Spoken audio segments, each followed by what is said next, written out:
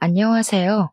저는 미용실을 운영하는 30대 중반의 여자입니다.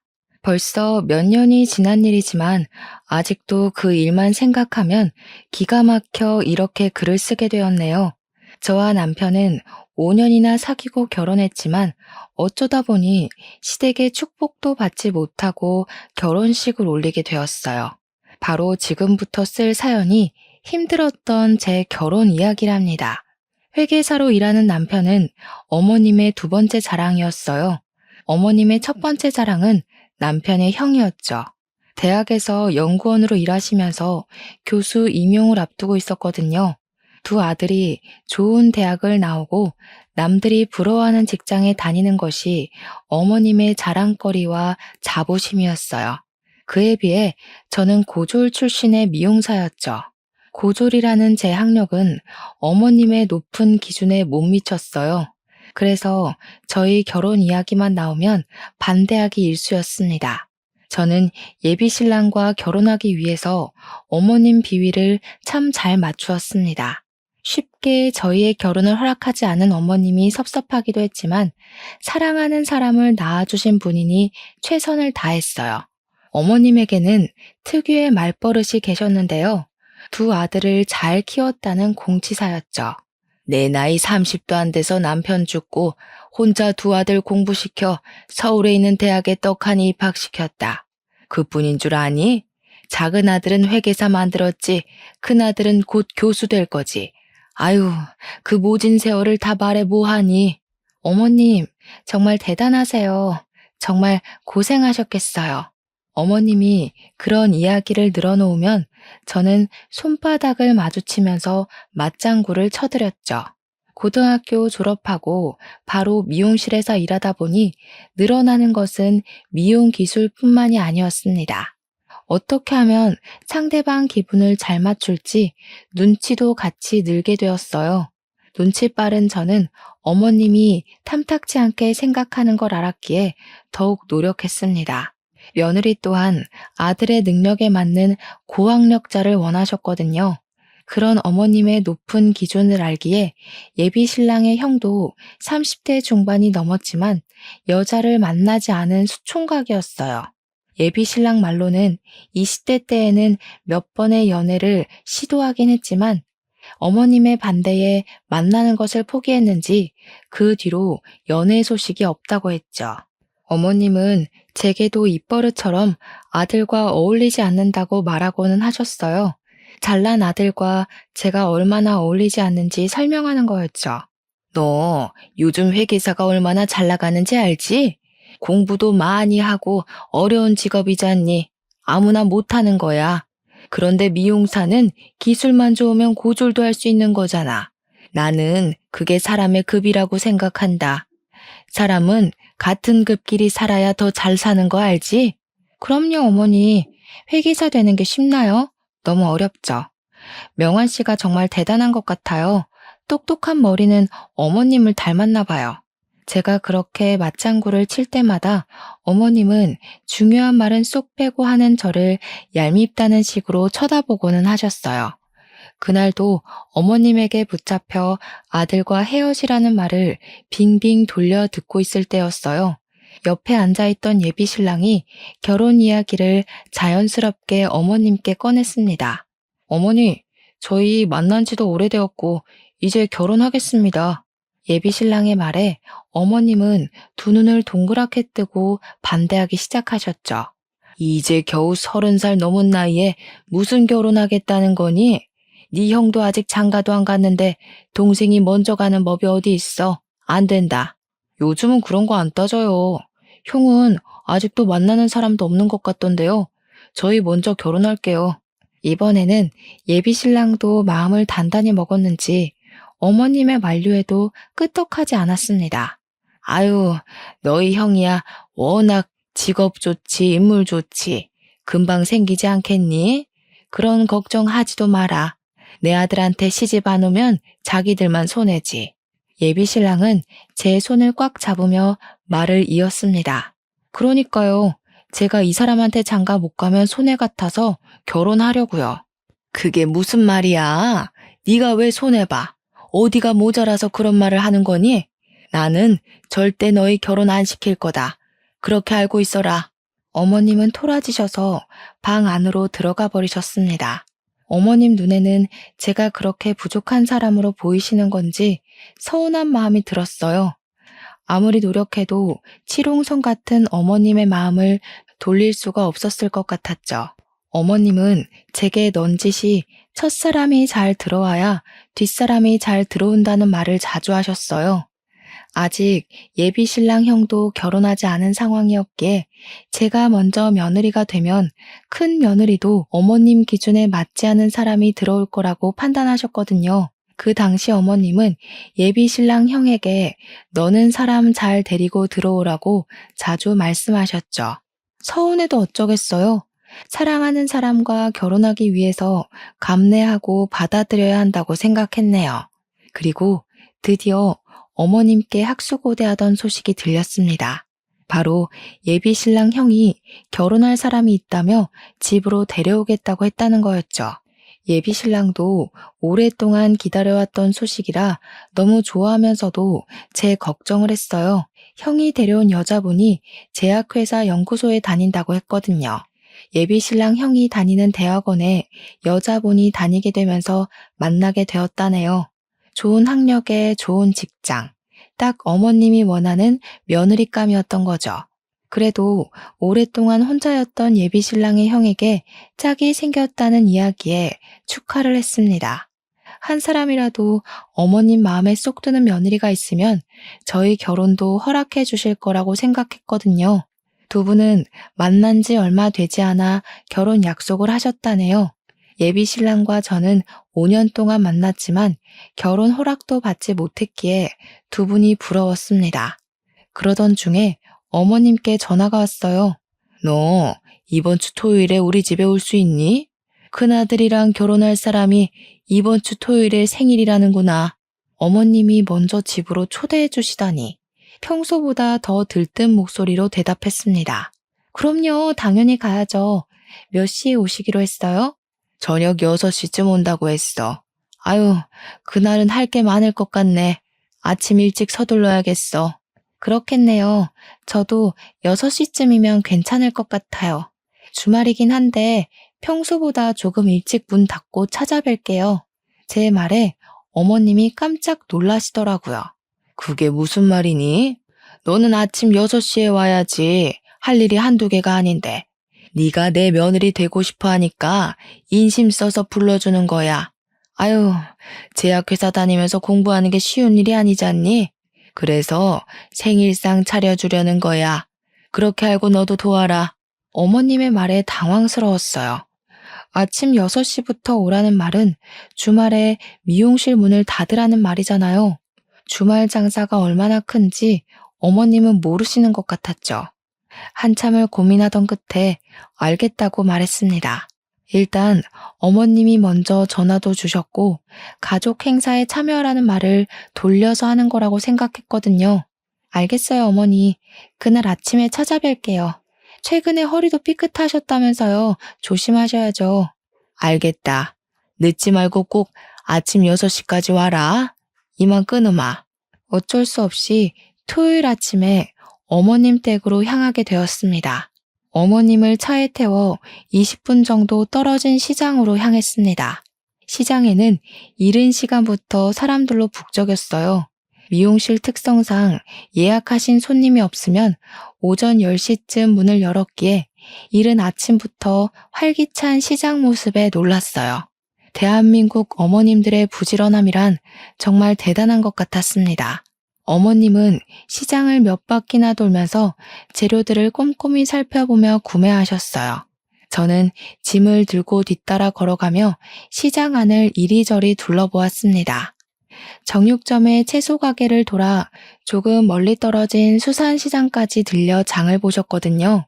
짐에 든 양손에는 이미 봉지들이 가득했기에 무슨 음식을 하실지 궁금해졌죠. 수산시장에서 꽃게를 살펴보고 계시는 어머님께 넌지시 질문을 던졌습니다. 어머님, 오늘 무슨 음식 하실 거예요? 이미 갈비랑 잡채 재료는 사신 것 같은데 장 볼 게 더 남았어요? 어머님은 저를 쳐다보며 입을 삐죽이셨죠. 그거 가지고 누구 입에 붙이니? 평소 먹던 거에 몇 가지 더 올려야 표가 나지. 왜? 벌써 힘드니? 저는 고개를 좌우로 저으면서 미소를 지었습니다. 아니요? 힘들다뇨. 괜찮아요. 아유, 형님 되실 분이 좋아하실 것 같아요. 어머님이 정성껏 준비해 주시잖아요. 그럼 좋지. 제약회사 연구소에 다닌다고 하더라. 이런 좋은 인연 만나려고 그동안 우리 큰애가 여자를 안 만난 거지. 이제야 내가 옆집 옆편 애들 볼 면목이 선다니까. 큰 며느리 될 사람이 제약회사에 다닌다니까 부러워서 미치려고 하더라. 말하는 내내 얼굴에 미소가 가시지 않았죠. 그동안 친구분들에게 면이 안 서셨다고 하셨어요. 친구분들 며느리는 다 대기업 출신이거나 사자가 붙은 사람들이라나요?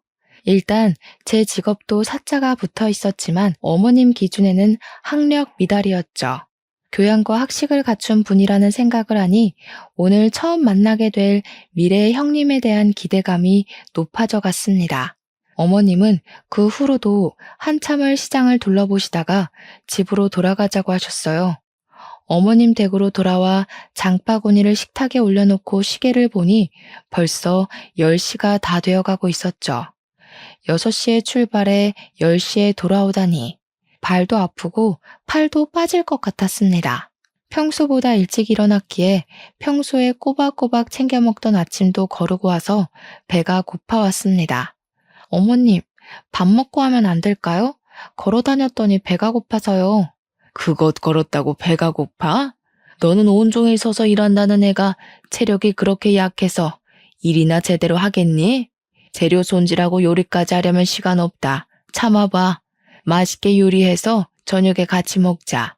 저는 순간 두 입을 크게 벌리고 말았습니다. 어머님 말은 점심도 거르겠다는 말이었으니까요.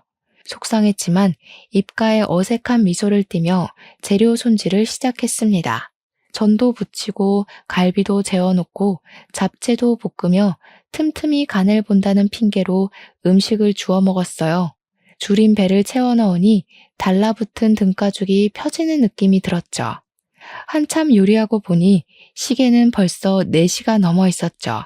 체력은 이미 바닥났는지 두 다리가 후들거렸죠. 배는 고프고 피곤은 몰려오고 요리가 어느 정도 끝나자 그제야 식탁 의자에 엉덩이를 붙일 기회가 보였습니다. 제가 의자에 엉덩이를 붙이는 순간 제 뒤에서 어머님 소리가 들려왔어요.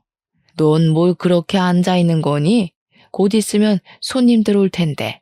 빨리 가서 거실 쓸고 바닥 닦고 상표해야지. 서둘러라. 이러다가 손님 오겠다. 어머님 말에 바로 식탁 의자에서 일어나 거실로 향했습니다. 식구도 많고 음식 가지수도 많으니 거실에서 먹자고 하셨거든요. 상을 놓기 위해 청소기를 돌리고 걸레로 방바닥을 닦았죠.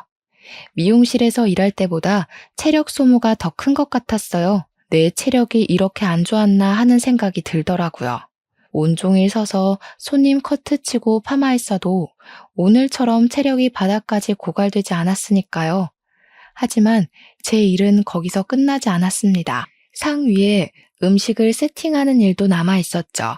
정말 기가 막히게 오전에 시작한 음식 준비와 상차림은 오후 6시가 거의 다 되어서 끝이 났습니다. 가장 먼저 도착한 사람은 예비 신랑이었죠. 그는 오자마자 제 어깨를 토닥이며 고생했다고 말해주었어요. 정말 고생했어. 오늘 회사에 중요한 미팅만 없었으면 빠졌을 텐데. 미안해서 어떡하지? 어머니께 나가서 먹자니까 한사코 집에서 생일상 차리겠다고 하셔서 자기한테 너무 미안해. 괜찮아.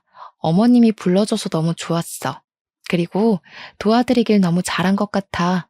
하루 동안 시장 보고 음식 재료 준비하고 요리했는데 너무 힘들었어. 어머님 혼자 있다면 힘드셨을 거야. 그렇게 생각해줘서 너무 고마워. 역시 자기밖에 없다. 이렇게 다정한 예비 신랑이 있으니 어머님 구박에도 헤어질 수가 없었죠. 너무 사랑스럽고 듬직하잖아요. 그를 얻을 수만 있다면 어머님의 더한 구박도 참아낼 수 있었어요. 그때 예비 신랑 형이 예비 형님을 데리고 들어오셨어요.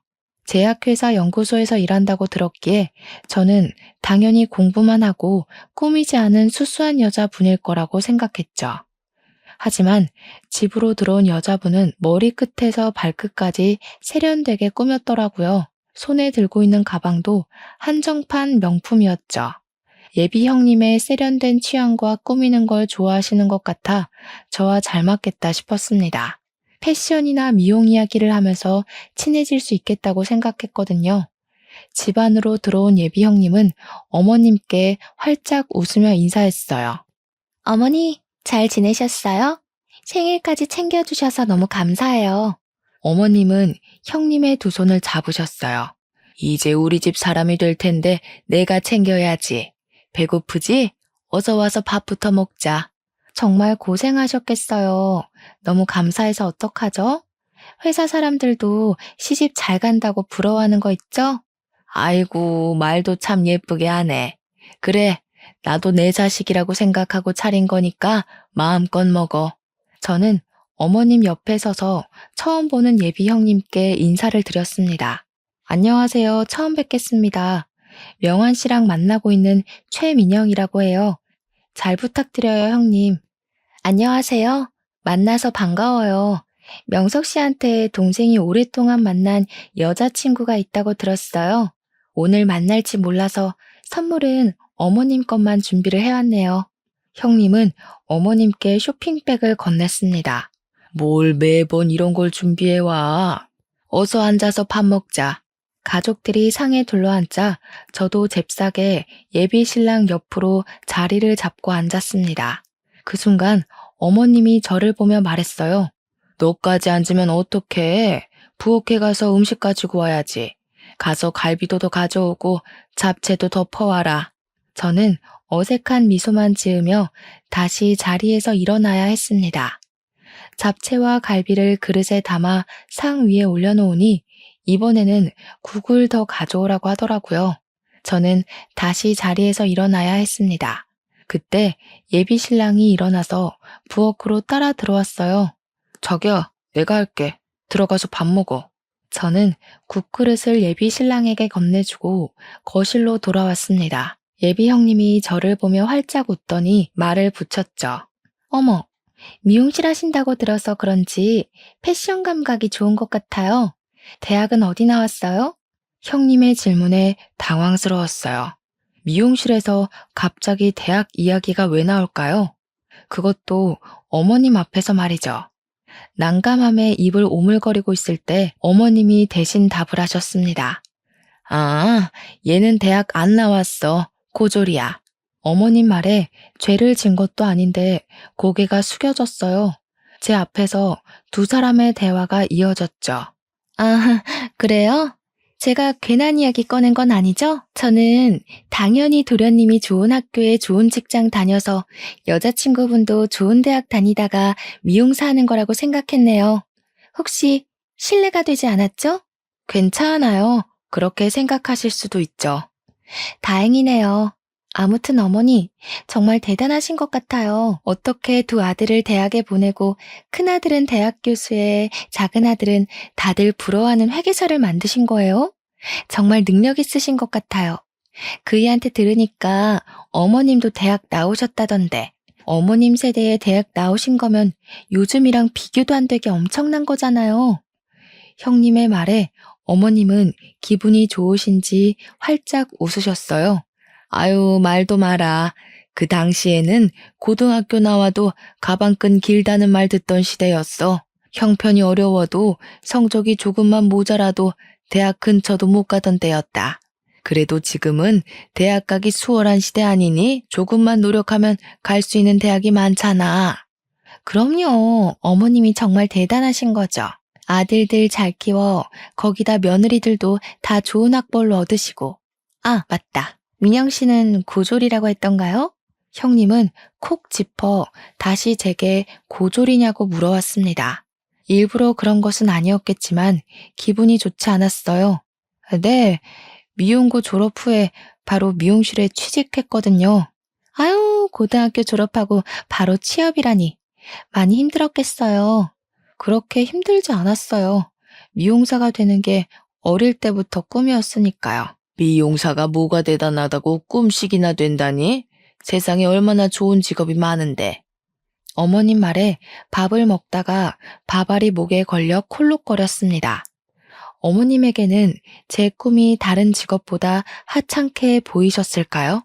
저는 어릴 때부터 소중히 키워서 이룬 꿈인데 말이죠. 예비 신랑은 제 손을 잡고 자리에서 일으켜 세웠어요. 어머니, 제발 그런 말 좀 그만하세요. 학력 가지고 사람 우습게 보는 거 창피하지도 않으세요?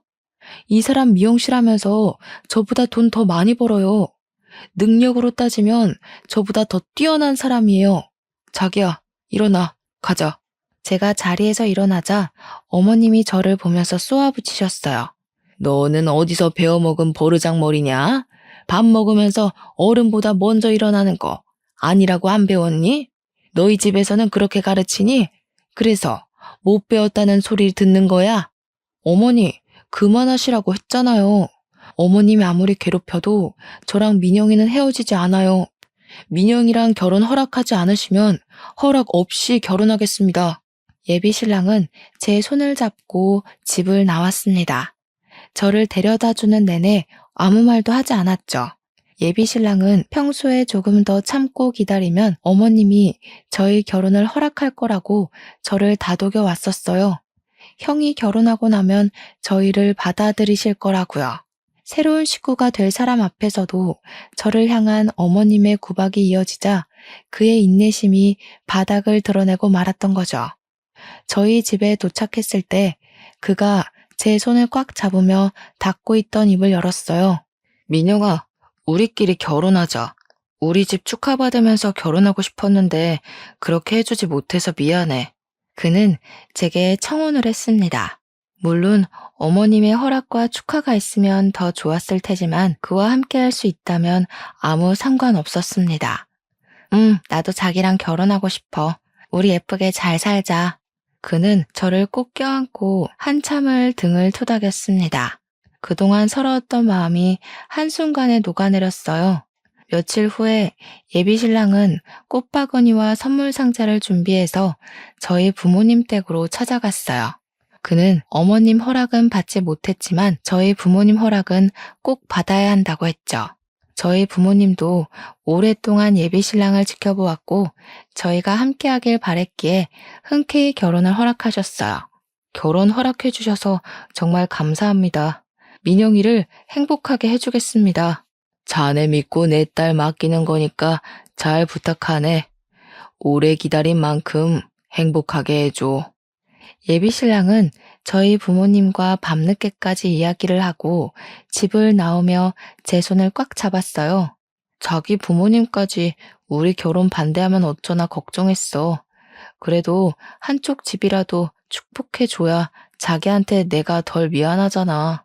나한테 미안할 게 뭐 있어. 우리 부모님은 자기가 나 빨리 안 데려가냐고 항상 물어보셨어. 자기를 얼마나 예뻐하는데. 부모님의 허락이 떨어지자 저희는 바로 결혼 준비를 하기 시작했죠.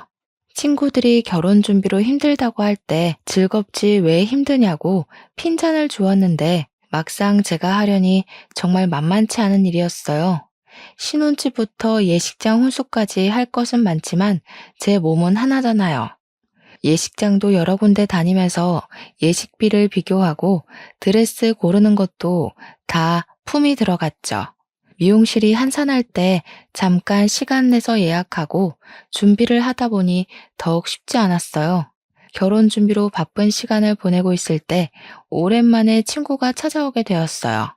같은 중고등학교를 나온 친구였기에 서로 집 이야기도 속에 담아두었던 이야기도 편하게 하는 친구였죠. 친구는 결혼 축하한다고 선물을 들고 왔더라고요. 드디어 결혼하는구나. 축하한다. 명환 씨한테도 축하한다고 전해줘. 친구는 입가에 미소를 띄었지만 얼굴은 그늘이 져 있었죠. 무슨 일 있어? 얼굴이 안 좋아 보이네. 너희 오빠도 결혼한다고 하지 않았어? 결혼할 때 부르라니까. 친구는 길게 숨을 내쉬었습니다. 이제 내 얼굴만 봐도 알아? 우리 오빠 파혼했어. 예식장도 다 예약하고 집도 새로 알아보고 결혼식 코앞에 두고 갑자기 헤어졌다고 하는 거야.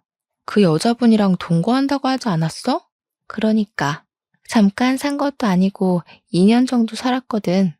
그 여자랑 오빠랑 만났던 게 돈 보고 작정하고 만난 거더라고. 알고 보니까 그동안 오빠가 그 여자랑 살면서 생활비부터 그 여자 쓰는 돈까지 다 오빠 돈으로 쓴 거 있지? 친구 이야기를 듣고 깜짝 놀랐어요. 친구 오빠 약혼녀는 말로만 듣던 꽃뱀이었다네요. 친구가 들려준 이야기는 거기서 끝이 아니었어요. 정말? 그럼 두 분은 헤어진 거야? 오빠는 처음에 헤어지자는 말을 못 믿었는지 계속 그 여자를 찾아다녔나 봐.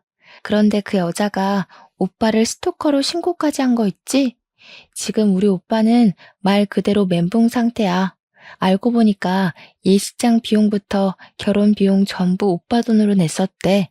지금 어디 있는지 알기만 하면 내가 잡아다가 머리 끄덩이를 뜯어줄 텐데. 그런 여자라면 결혼 안 한 게 천운 아니야? 처음부터 안 만났다면 더 좋았겠지만 조상신이 도운 거네. 그렇긴 해. 알고 보니까 오빠가 처음이 아니었던 거 있지? 그 여자랑 헤어지고 어떤 남자가 집까지 찾아와서 그 여자 어디 갔냐고 찾았거든. 그 여자 다른 남자 사이에서 아이까지 있던 거 있지? 거기다 오빠랑 결혼 준비하면서 다른 남자 만나서 헤어진 거래. 정말 제정신 아니라니까. 친구 말에 경악을 금치 못했죠. 이미 다른 사람 사이에 아이까지 있으면서 친구 오빠한테 접근한 거였대요. 거기다 친구 오빠와 결혼 준비를 하면서 다른 남자가 생기자 바로 헤어져 버렸다는 거였죠. 친구는 한참을 하소연을 늘어놓고 좋은 일 앞두고 나쁜 말 듣게 해서 미안하다고 했죠. 저도 친구 오빠를 몇 번 봤기에 착한 사람이라는 걸 잘 알고 있었죠. 왜 성실하고 좋은 사람들에게 그런 불행한 일이 생기는 건지 안타까울 뿐이었어요. 저희 결혼식은 일주일 앞으로 다가왔지만 예비 신랑은 아직도 어머님과 화해를 하지 못한 상태였어요. 몇 번이나 어머님께 연락해보라고 넌지시 말했지만 하지 않았죠. 아무리 예비 신랑이 어머님과 연락을 하지 않는다고 해도 저까지 연락하지 않는 건 옳지 않은 행동 같았어요. 그래서 그동안 저는 꾸준히 어머님께 전화했었지만 받지 않으셨죠. 오늘도 아무 기대 없이 전화를 걸었어요. 어머님, 저 민영이에요. 잘 지내셨죠? 저 명환 씨랑 결혼해요. 허락도 없이 결혼하게 돼서 너무 죄송해요. 너 귀엽고 내 아들이랑 결혼하는구나. 명환이는 전화도 없더니 괘씸한 것들. 어머니는 아직도 화가 나 계셨어요. 저 혼자라도 찾아뵈야 했는데 못 가서 죄송해요. 어머님이 저희 결혼식에 오셔서 축하해 주셨으면 좋겠어요. 어머님은 아무 말이 없으셨어요. 수화기 너머로 들리는 건 어머님의 가는 숨소리뿐이었죠.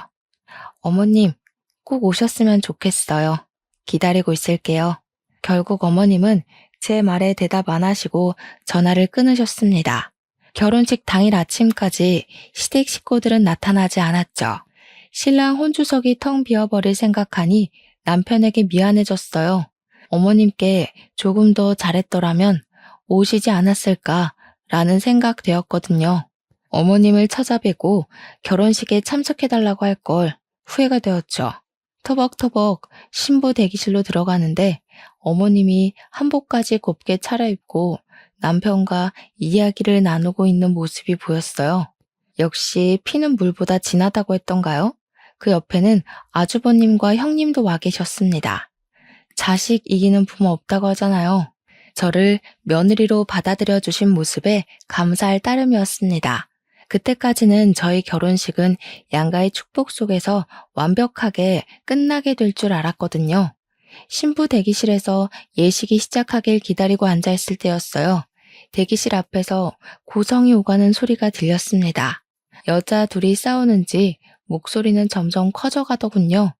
시끄러운 소리에 밖으로 나가보게 되었죠. 그런데 제 친구와 형님이 서로 삿대질하면서 싸우고 있었던 게 아니겠어요? 뭐야? 당신이 왜 여기 있어? 누구를 꼬시려고 여기 있는 거야? 우리 오빠 돈 내놔. 우리 가족 다 바보 만들어 놓고 도망가? 우리 오빠가 당신 때문에 얼마나 힘들어했는지 알기나 해? 어머, 사람 잘못 보신 것 같아요. 저 아세요? 저는 당신 모르는데. 혹시 동서 친구인가? 수준이 딱 맞는 게 그런 것 같은데. 그 순간 친구는 형님의 머리를 쥐어잡고 흔들기 시작했습니다. 형님의 비명이 예식장 홀을 가득 채웠죠. 무슨 일이야? 일단 이러지 말고 말로 해. 형님의 머리를 흔들던 친구는 그제야 형님에게서 떨어졌습니다. 미안해. 나도 모르게. 이 여자를 보고 순간 화가 치밀어서 내가 말한 그 여자야.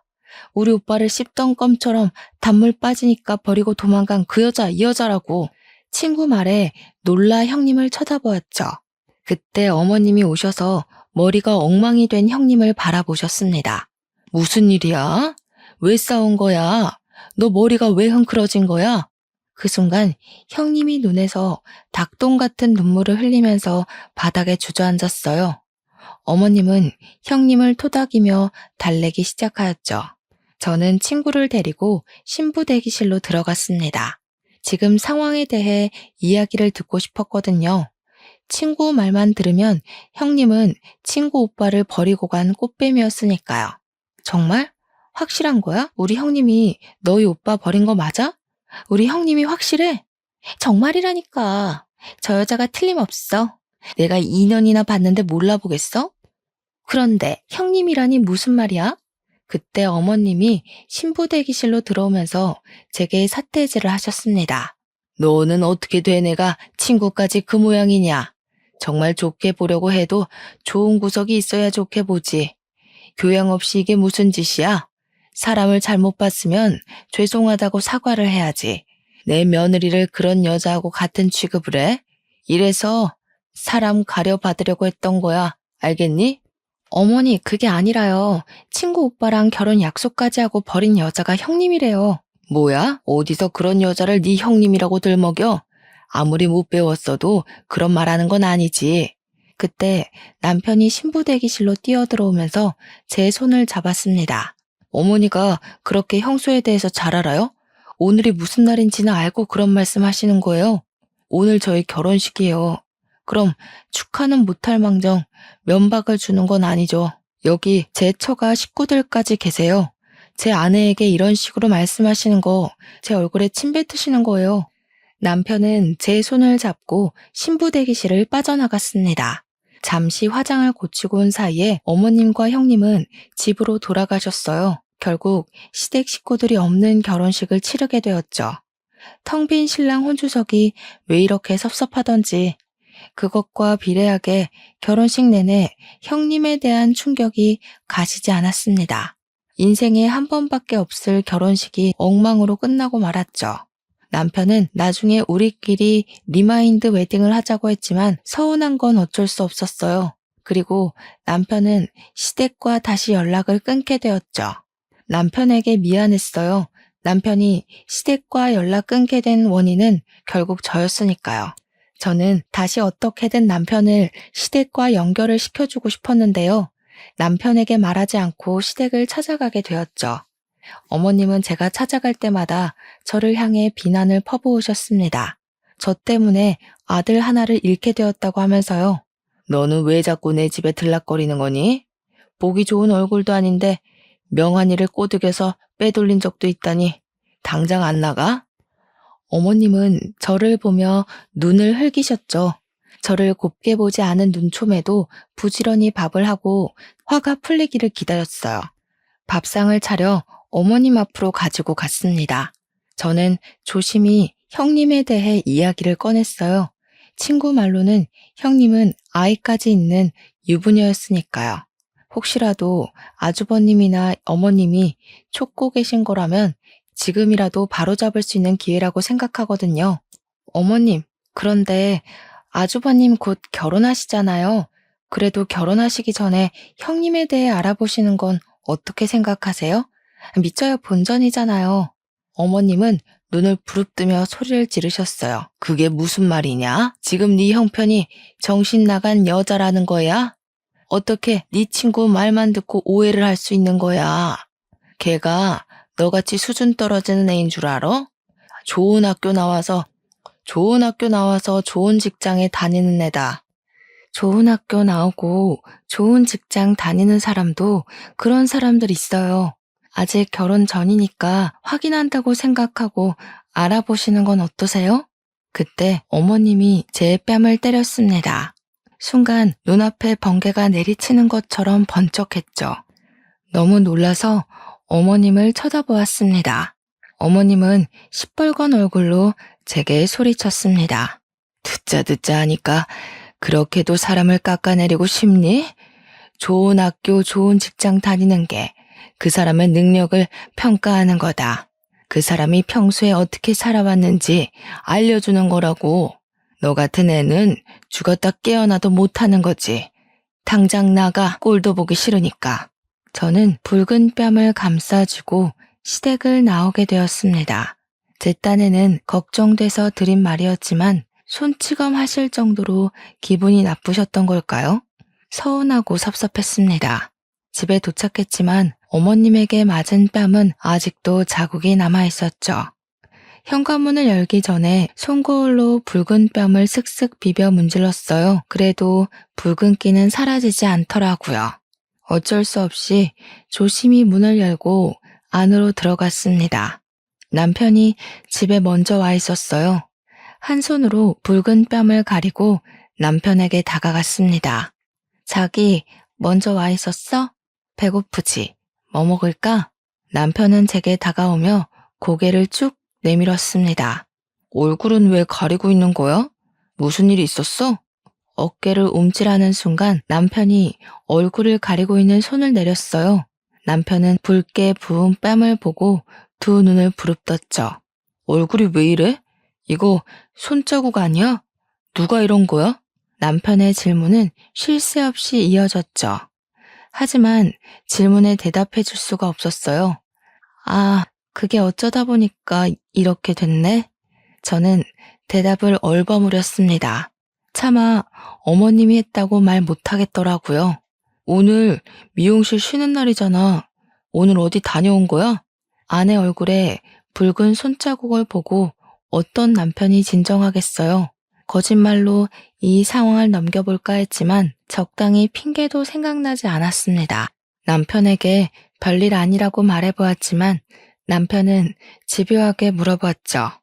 한참 실랑이를 하다가 결국은 이실직고하게 되었어요. 사실 오늘 어머님 댁에 다녀왔거든. 이야기 도중에 형님 이야기가 나와서 한번 알아보시라고 했는데 순간 남편의 얼굴이 커다래지더군요. 어머니가 당신을 때린 거야? 그 말했다고 당신을 때려? 남편은 아랫입술을 파르르 떨더니 집 밖으로 뛰쳐나갔어요. 남편과 시댁에 도착하자 아주버님과 형님이 어머님과 같이 식사를 하고 있었습니다. 어머님이 민영이 뺨 때렸어요? 말로 하면 되시지 왜 손찌검 하세요? 왜 하다니? 맞을 만한 짓을 했으니까 때렸지. 아무리 생각이 없어도 형님 될 사람을 그런 못된 여자로 착각하는 것도 모자라서 모함을 하는데 가만히 둬야 하는 거냐? 민영이는 형이 걱정돼서 한 말이잖아요. 어머님이 형수에 대해 잘 알아요. 결혼 전에 알아보라고 한 말이 그렇게도 거슬렸어요. 식탁에 앉아 식사하시던 아주버님도 그 자리에서 벌떡 일어났습니다. 너 말 조심하네? 지금 네가 무슨 말 하는지 알고나 있는 거야? 사람을 의심해도 적당히 해야지. 내가 사랑하는 사람에 대해 모른 채로 결혼하려 했을 것 같아? 재수씨, 저 사람한테 자격지심이 있는 거 아니야? 학벌로도 직업적으로 못 이기니까 친구 이용해서 헛소리 퍼뜨린 거 아니냐고. 지금 민영이가 없는 말 지어냈다는 거야? 형수한테 자격지심 느낀다고? 뭐가 부족해서 민영이가 자격지심을 느낀다는 건데 친구가 아이도 있다고 하니까 잘 알아보라고 말한 게 잘못된 거야? 사실도 아닌 일을 사실처럼 말하는 걸 허언증이라고 하는 거야. 순식간에 남편 주먹이 아주버님 얼굴에 내리꽂혔어요. 둘은 뒤엉켜 싸우기 시작했습니다. 어머님은 두 아들이 싸우는 모습을 보고 저를 향해 삿대질을 하셨습니다. 너 하나 때문에 우리 집안이 이게 뭐냐? 이제까지 한 번도 말싸움조차 안 하던 아이들인데 네 주둥아리 하나 때문에 내 아들이 싸우는 거 아니야? 이래서 내가 너를 싫어한 거야. 얼굴만 봐도 재수가 없으니까. 어머님이 보시기에 시댁의 모든 분란은 저로부터 시작하는 거였죠. 아주버님까지 저를 자격지심 덩어리로 보고 계실 줄은 생각하지 못했습니다. 제 딴에는 시댁 식구들이 불행을 겪기 전에 막아보자고 꺼낸 이야기였지만 더 큰 불행만 가져온 꼴이었죠. 저와 형님이 각자 남편들을 붙잡고 나서야 두 사람은 마주 잡은 멱살을 놓았습니다. 남편은 아직도 잔뜩 상기된 얼굴로 아주버님을 쏘아보았어요. 나 진짜 형한테 경고했어. 잘 알아보라고. 이 뒤에 무슨 일 생겨도 우리 탓하지 마. 끝까지 그런 말도 안 되는 소리 할래? 재수 씨랑 결혼했다고 너도 재수 씨 닮아가는 거야? 어디서 멍청할 말만 짓거리는 거야? 남편이 다시 아주버님에게 달려들려고 하자 저는 남편을 꽉 붙잡았습니다. 그만해 명환 씨. 우리 그만 가자. 제발 집으로 돌아가자. 남편은 아주버님을 보며 한참을 씩씩거리다가 제 손을 붙잡고 시댁을 빠져나왔어요. 돌아가는 차 안에서 퉁퉁 부은 남편의 얼굴을 보고 있으려니 속상했습니다. 어디서부터 잘못된 것인지 남편과 시댁 식구들이 다시 가까워지길 바라면서 그동안 꾹꾹 참고 노력해왔던 모든 것이 무너져 버렸어요. 그 뒤로 저도 시댁에 발을 끊어버렸습니다.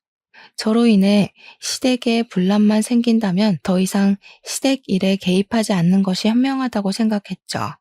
어긋난 사이는 메꿀 수가 없었고 결국 남편과 저는 아주버님 결혼식에 불참하게 되었습니다. 남편은 가족 없이, 형은 동생 없이 결혼식을 치르게 된 것이었죠.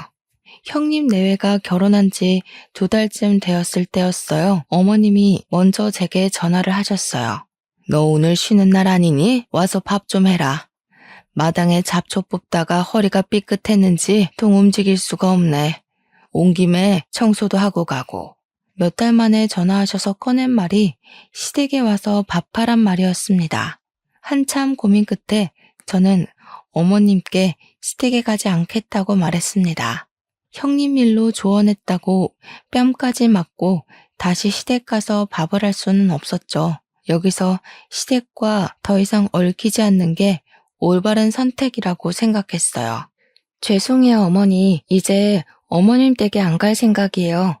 제가 가면 시댁에 분란만 일어나잖아요. 안 가는 게 좋을 것 같아요.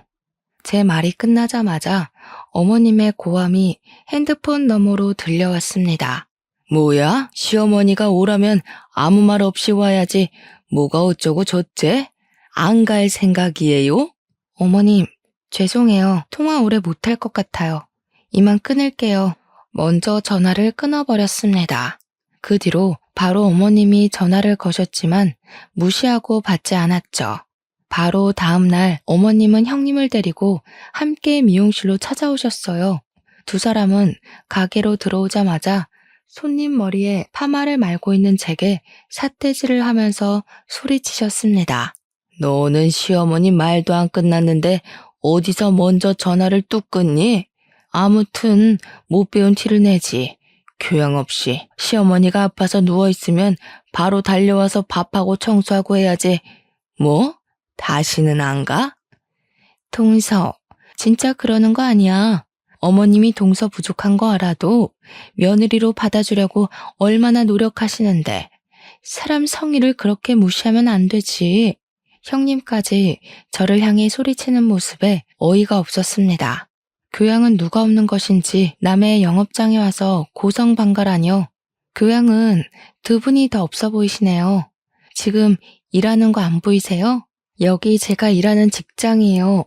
그렇게 큰 소리로 영업 방해하시면 아무리 가족이라도 신고할 거예요. 어머님 얼굴이 시뻘개지기 시작하면서 언성이 높아지기 시작했습니다. 뭐? 영업방해? 신고? 이게 이제 내 아들이랑 결혼했다고 배째라는 거냐? 싹수가 노래가지고. 그때 미용실 안으로 남자 손님 한 분이 걸어 들어왔습니다. 남자와 눈이 마주친 형님은 소스라치게 놀라며 소리를 꽥 지르면서 바닥에 주저앉았습니다. 남자는 형님을 보며 화를 내기 시작했어요. 내가 얼마나 찾았는지 알아? 애를 낳았으면 책임을 져야지. 버리고 달아나면 내가 못 찾을 줄 알았어? 학교는 보내야 할 거 아니야. 내년에 학교 가야 할 나이인데 출생신고도 아직 못했잖아. 형님은 얼굴이 새파랗게 질려 남자를 향해 손을 내저었습니다. 지금 무슨 말 하는 거예요? 저는 당신 몰라요. 뭐야? 인간 쓰레기라는 건 알고는 있었지만 끝까지 이럴 거야? 애 키우라는 말하지 않을 테니까 제발 출생신고 좀 해주라고. 두 눈을 동그랗게 뜬 어머님은 남자를 향해 소리쳤습니다. 지금 누구더러 그런 말을 하는 겁니까? 출생신고요? 제가 누군지 알고 그런 막말을 하는 거야. 저 여자가 제 딸아이 엄마입니다. 결혼한 상태로 처녀 행세하며 아이만 낳아놓고 도망가 버렸어요. 저 여자를 찾아 여기저기 돌아다녔어요.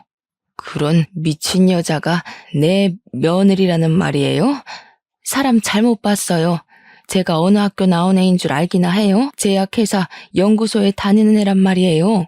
네, 저도 알고 있습니다.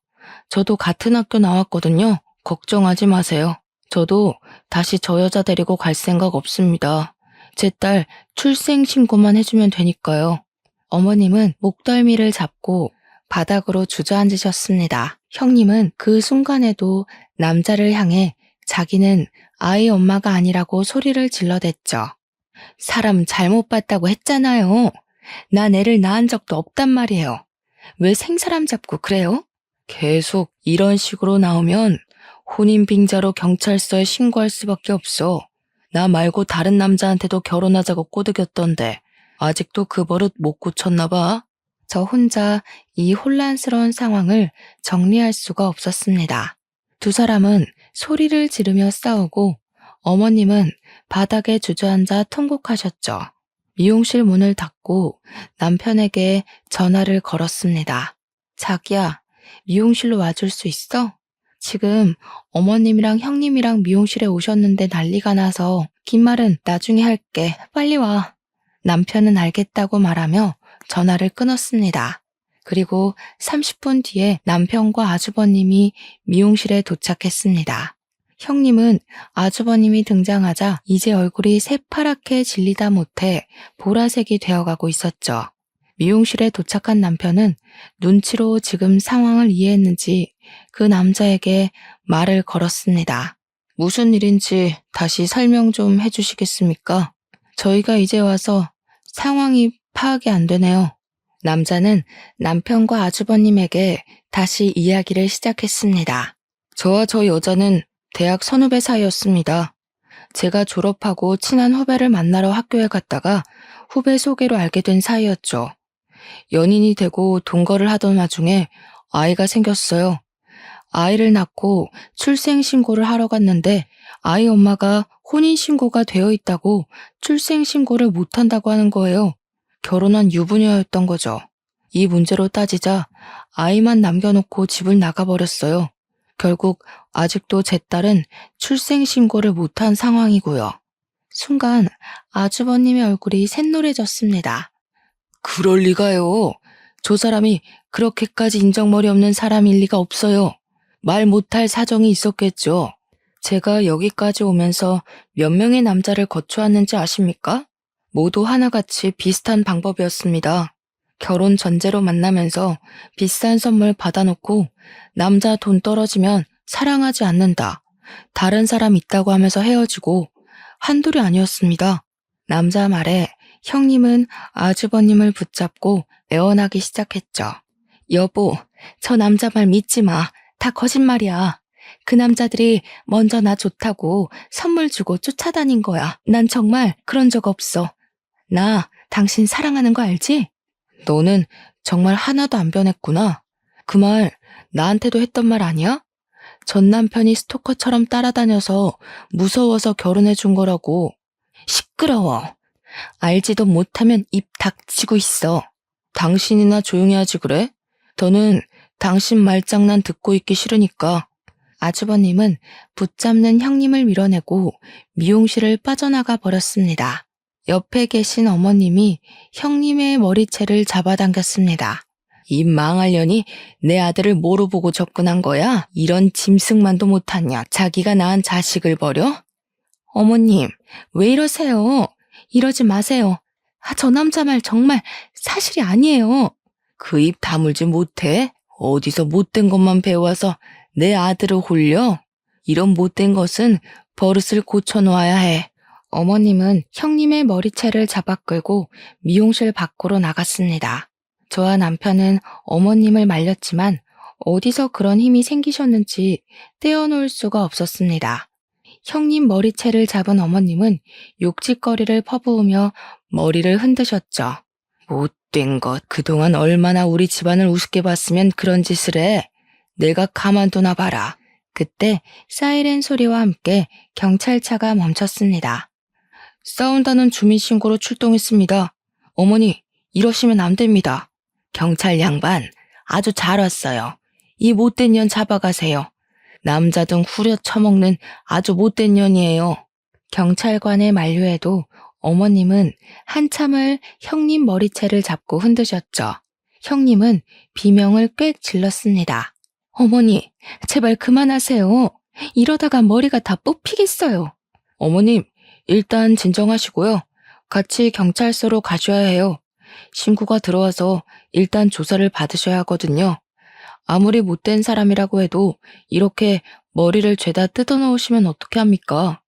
그럼 내 아들이 인연한테 당했는데 가만히 있어야 한단 말이야? 진정하시고 일단 경찰서로 같이 가세요. 계속 이러시면 가중처벌 받으세요. 어머님과 경찰관의 한참 실랑이 끝에 형님 머리를 잡은 손에 놓으셨어요. 어머님의 손에는 시커먼 머리카락이 한가득 뽑혀 있었죠. 가중처벌? 왜 내가 받아? 가중처벌은 저 못된 년이 받아야지. CCBB는 일단 경찰서로 가셔서 따지세요. 보호자님도 같이 가주셔야겠습니다. 어머님은 아직도 흥분이 가시지 않으셨는지 경찰차에 올라타는 순간에도 숨을 몰아내셨습니다. 옆에 서 있던 남편이 보호자로 경찰서에 가게 되었죠. 남편이 집으로 돌아와서야 경찰서 상황을 들을 수가 있었습니다. 그 남자의 말이 다 사실이라고 하더라고요. 남자와 형님 사이에는 올해 7살 딸이 있었고 아직도 출생신고를 하지 못했다고 해요. 현행범으로 혼외자는 친모가 등록해야 한다고 하네요. 그래서 딸은 그동안 국적이 없는 무국적자로 살아야 했던 거죠. 딸을 학교에 보내기 위해 그동안 형님을 계속 찾아 헤맸다고 하네요. 형님이 친구 오빠처럼 이용하고 버린 남자는 좋기 5명은 넘는다고 했죠. 그 일이 일어난 지 며칠 뒤 제 친구에게 연락이 왔습니다. 야, 혹시 너희 가게로 어떤 남자 안 찾아왔어? 우리 오빠한테 너희 형님 이야기 했었거든. 근데 오빠가 그 여자 전 남자한테 너희 가게 이름을 알려줬다는 거 있지? 그거 나한테 이제야 말하는 거야. 한 발 늦은 친구의 소식에 저는 친절하게 그간 이야기를 해주었습니다. 친구가 자지러지게 웃는 소리가 핸드폰 너머로 들려왔죠. 아무튼 잘 됐지. 너한테 형님 이야기 들었을 때도 찝찝했는데 그 남자 이야기 들으니까 정말 이건 아니다 싶었어. 아주버님하고 형님은 결국 이혼하게 될 것 같아. 아무튼 그 못된 년 콩밥을 먹여놔야 하는데 이혼으로 안 되지. 친구는 아직도 형님에 대한 악감정이 남아있는 상태였죠. 한참 형님 욕을 하고서 저와 전화를 끊었습니다. 그 일 직후 결국 아주버님은 형님과 이혼하게 되셨죠. 처음부터 몰랐으면 모를까 모든 진실을 알고 난 후 감당하기 힘드셨던 거겠죠. 남편 말로는 형님은 아주버님과 이혼 못한다고 버티고 있어서 이혼 소송으로 가게 될 것 같다고 했어요. 아주버님과 형님만 갈라선 게 아니었습니다. 저도 시댁과 갈라서기로 했죠. 남편에게 시댁 일에 더는 신경 쓰고 싶지 않다고 말했어요. 한번 시댁 일에 신경 끊고 살아보니 스트레스도 안 받고 마음이 편안해졌거든요. 시어머니의 막말도 억지스러운 주장도 듣지 않아도 되었으니까요. 남편도 저를 존중해 주었습니다. 남편은 시댁 일은 자신도 신경 쓰지 않는 문제이니 제게도 신경 쓰지 말라고 했죠. 이미 남편은 형에게 더는 어머님 일에 관여하고 싶지 않다고 말했다네요. 아주버님도 남편 의견에 동의했다고 합니다. 그간 경고를 무시해서 미안하게 되었다고 사과도 하셨다네요. 그렇게 저희 부부는 어머님과 절연을 하게 되었습니다. 하지만 어머님은 제게 미련을 못 버리셨는지 수시로 전화를 하셨어요. 너는 시어머니가 충격으로 쓰러져 있는데도 코빼기도 안 비추냐? 내가 너를 그동안 얼마나 좋게 봤는데 이럴 수가 있니? 죄송해요, 어머니. 일도 바쁘기도 하고 저희는 이제 어머님 일에 신경 쓰지 않기로 했어요. 그러니까 이런 전화하지 않으셨으면 해요. 불편하거든요. 뭐? 지금 그걸 말이라고 하는 거냐? 전화하지 않았으면 좋겠어. 불편해? 어디서 배워먹은 말버릇이야? 어머님은 형님 일로도 하나도 안 변하셨네요. 제가 그동안 어머님께 얼마나 노력한지 잘 아시잖아요. 그런데도 제 학력 가지고 구박하시고 조언 드려도 제 뺨을 때리셨죠. 제가 제정신이 아니고서야 계속 어머님 얼굴을 볼 이유가 없을 것 같아요. 오죽하면 어머님 아들이 먼저 절연 선언을 했겠어요. 제 말에 어머님은 한참이나 아무 말 없으시더니 전화를 뚝 끊으셨습니다. 그 뒤로 다시는 제게 전화를 거시지 않으셨습니다. 그 일이 일어나고 몇 달 후에 미용실로 반가운 손님이 찾아왔어요. 그 남자분이 딸과 함께 찾아왔거든요. 남자분은 딸 손을 꽉 잡고 제게 고맙다고 인사를 했어요. 그날은 정말 죄송했어요. 저희 때문에 미용실 영업에 방해되셨죠? 결국은 문까지 닫으시고. 아니에요. 잘 해결되었으니 잘 됐어요. 덕분에 딸이 드디어 주민등록번호를 가지게 되었어요. 내년에 학교도 갈 수 있게 되었고요. 딸아이는 저를 향해 꾸벅 인사했어요. 뭘 알긴 하는 건지 제게 감사하다고 말하는데 너무 귀여웠습니다. 저는 아무것도 한 일이 없었지만 아이의 웃는 얼굴을 보니 뿌듯하고 기분이 좋아졌죠. 사람은 태어날 때부터 귀천이 없다고 하잖아요. 없이 산다고 또 배우지 못했다고 천하지 않다는 걸 다시 깨닫게 되었죠. 언제든 딸 데리고 오세요. 꼬마 손님은 공짜로 해드릴게요. 남자는 고맙다고 인사를 하고 미용실을 나갔어요. 벌써 이 일이 있던 것도 5년이나 지났네요. 5년 동안 저희 부부는 시어머니와는 연락을 주고받고 있지 않고 있어요.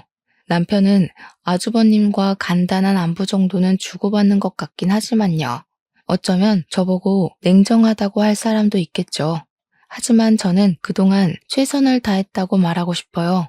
고졸 출신이라고 무시하고 제 노력을 보지 않고 밀어낸 건 어머님이었으니까요.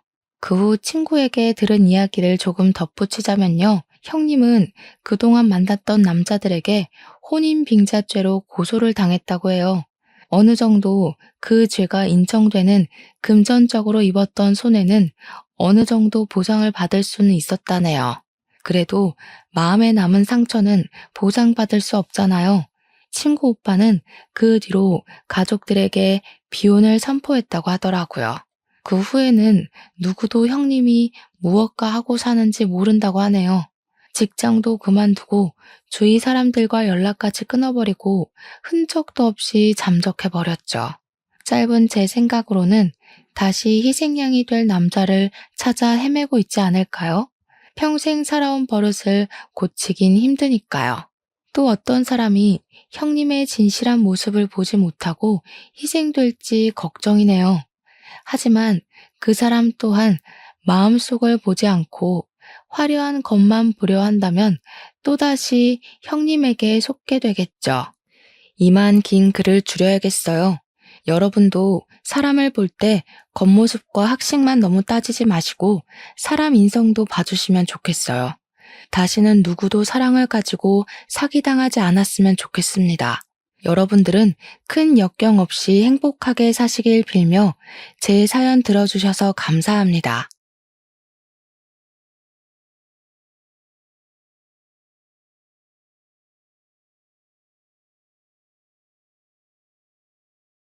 안녕하세요, 청취자 여러분. 저는 60대 중반의 아줌마입니다. 최근에 집을 이사하면서 정신없이 보내다가 정리도 거의 다 되고 한시름 숨을 덜어놓을 수 있게 되어 이렇게 컴퓨터 앞에 앉아 글을 한 자 적어봅니다. 몇 주 전까지만 해도 초조한 마음이 들어서 속이 시커멓게 타는 듯 했는데 시간이 조금 지나니까 글로 제 이야기를 남겨야겠다는 생각이 드네요. 제가 이 사연을 올리는 이유는 자랑을 하고 싶어서도 혹은 저의 슬픔을 알아달라는 것도 아닙니다. 저와 같은 일을 겪으실 분들이 꽤 많을 것으로 생각이 되어 다들 미리 조심하시고 또 법적으로 보호를 받으실 수 있었으면 하는 마음에 올려봅니다. 상상도 할 수 없는 이런 일들이 최근에 뉴스를 보면 자주 등장을 하더라고요. 참 세상에 이상한 사람들이 많은 것 같습니다. 딸 자식 가진 부모로서 모두에게 경각심을 주고 싶은 마음에 사연을 써내려가니 끝까지 들어주시고 현명하게 헤쳐나가실 수 있도록 기도하겠습니다. 그럼 지금부터 아직도 가슴이 벌렁벌렁거리는 제 이야기를 시작해 보도록 하겠습니다. 저는 결혼하기까지는 아주 순탄하게 모든 일을 헤쳐왔지만 딱 하나 자식을 낳는 일이 참으로 힘들었습니다. 저에겐 딸이 하나 있는데 정말 고생 끝에 낙이 온다는 말처럼 아주 힘들게 딸을 낳게 되었습니다. 결혼을 하고 얼마 지나지 않아서 아들을 평생 혼자의 몸으로 키워오신 시모가 저에게 아이 낳는 것을 엄청나게 강요하셨습니다. 처음에는 다른 집처럼 딸은 필요 없다, 아들을 낳아라. 혹시 임신해서 딸인 것 같으면 당장 지우고 아들을 가지려고 노력해라 하셨습니다.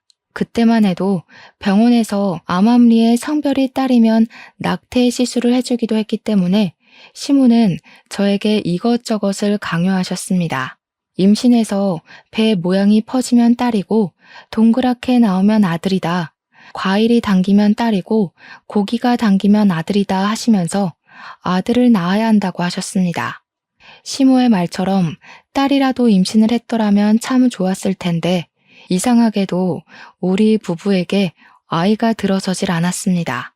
병원에 가서 각종 검사를 해보고 했지만 결과는 항상 이상이 없다 뿐이었습니다. 그런데도 아이가 들어서질 않았고 저는 시모에게 각종 치욕스러운 말을 매일같이 들어야만 했습니다. 평소 몸가짐이 어땠길래 아이가 생기지 않느냐? 젊었을 때 이 남자 저 남자 만나서 놀았던 거 아니냐? 너네 집안에 장애가 있는 건 아니냐? 하는 소리 들려. 물론 그럴 때마다 저희 남편이 시댁에 가서 화도 내고 집안을 뒤집어 엎기도 했지만 시모는 그것조차도 제 탓을 하셨습니다. 우리 아들이 원래 그런 애가 아닌데 너 만나고 저렇게 변했다. 효자였던 아들이 나에게 소리를 지른다는 건 너 만나기 전엔 상상도 할 수 없었던 일이었다 하시면서요. 이렇게 해도 치이고 저렇게 해도 치이고 제 결혼 초반의 생활은 정말 하루하루가 낭떠러지 같았습니다.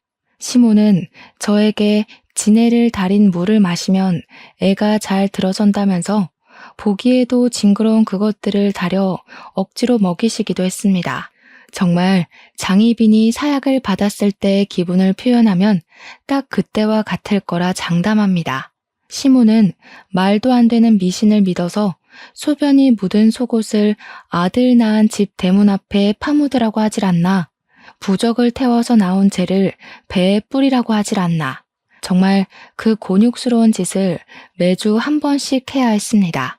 이러다가는 스트레스를 받아서 단명하겠구나 싶을 정도였습니다.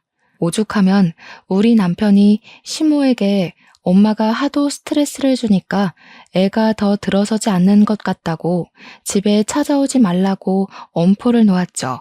시모가 딱 일주일 발길을 끊었을 때는 정말 이게 천국이구나 싶었는데 일주일이 지나서 임신했니? 안 했지? 거봐, 내가 안 간다고 생기는 게 아니잖아 하시더군요.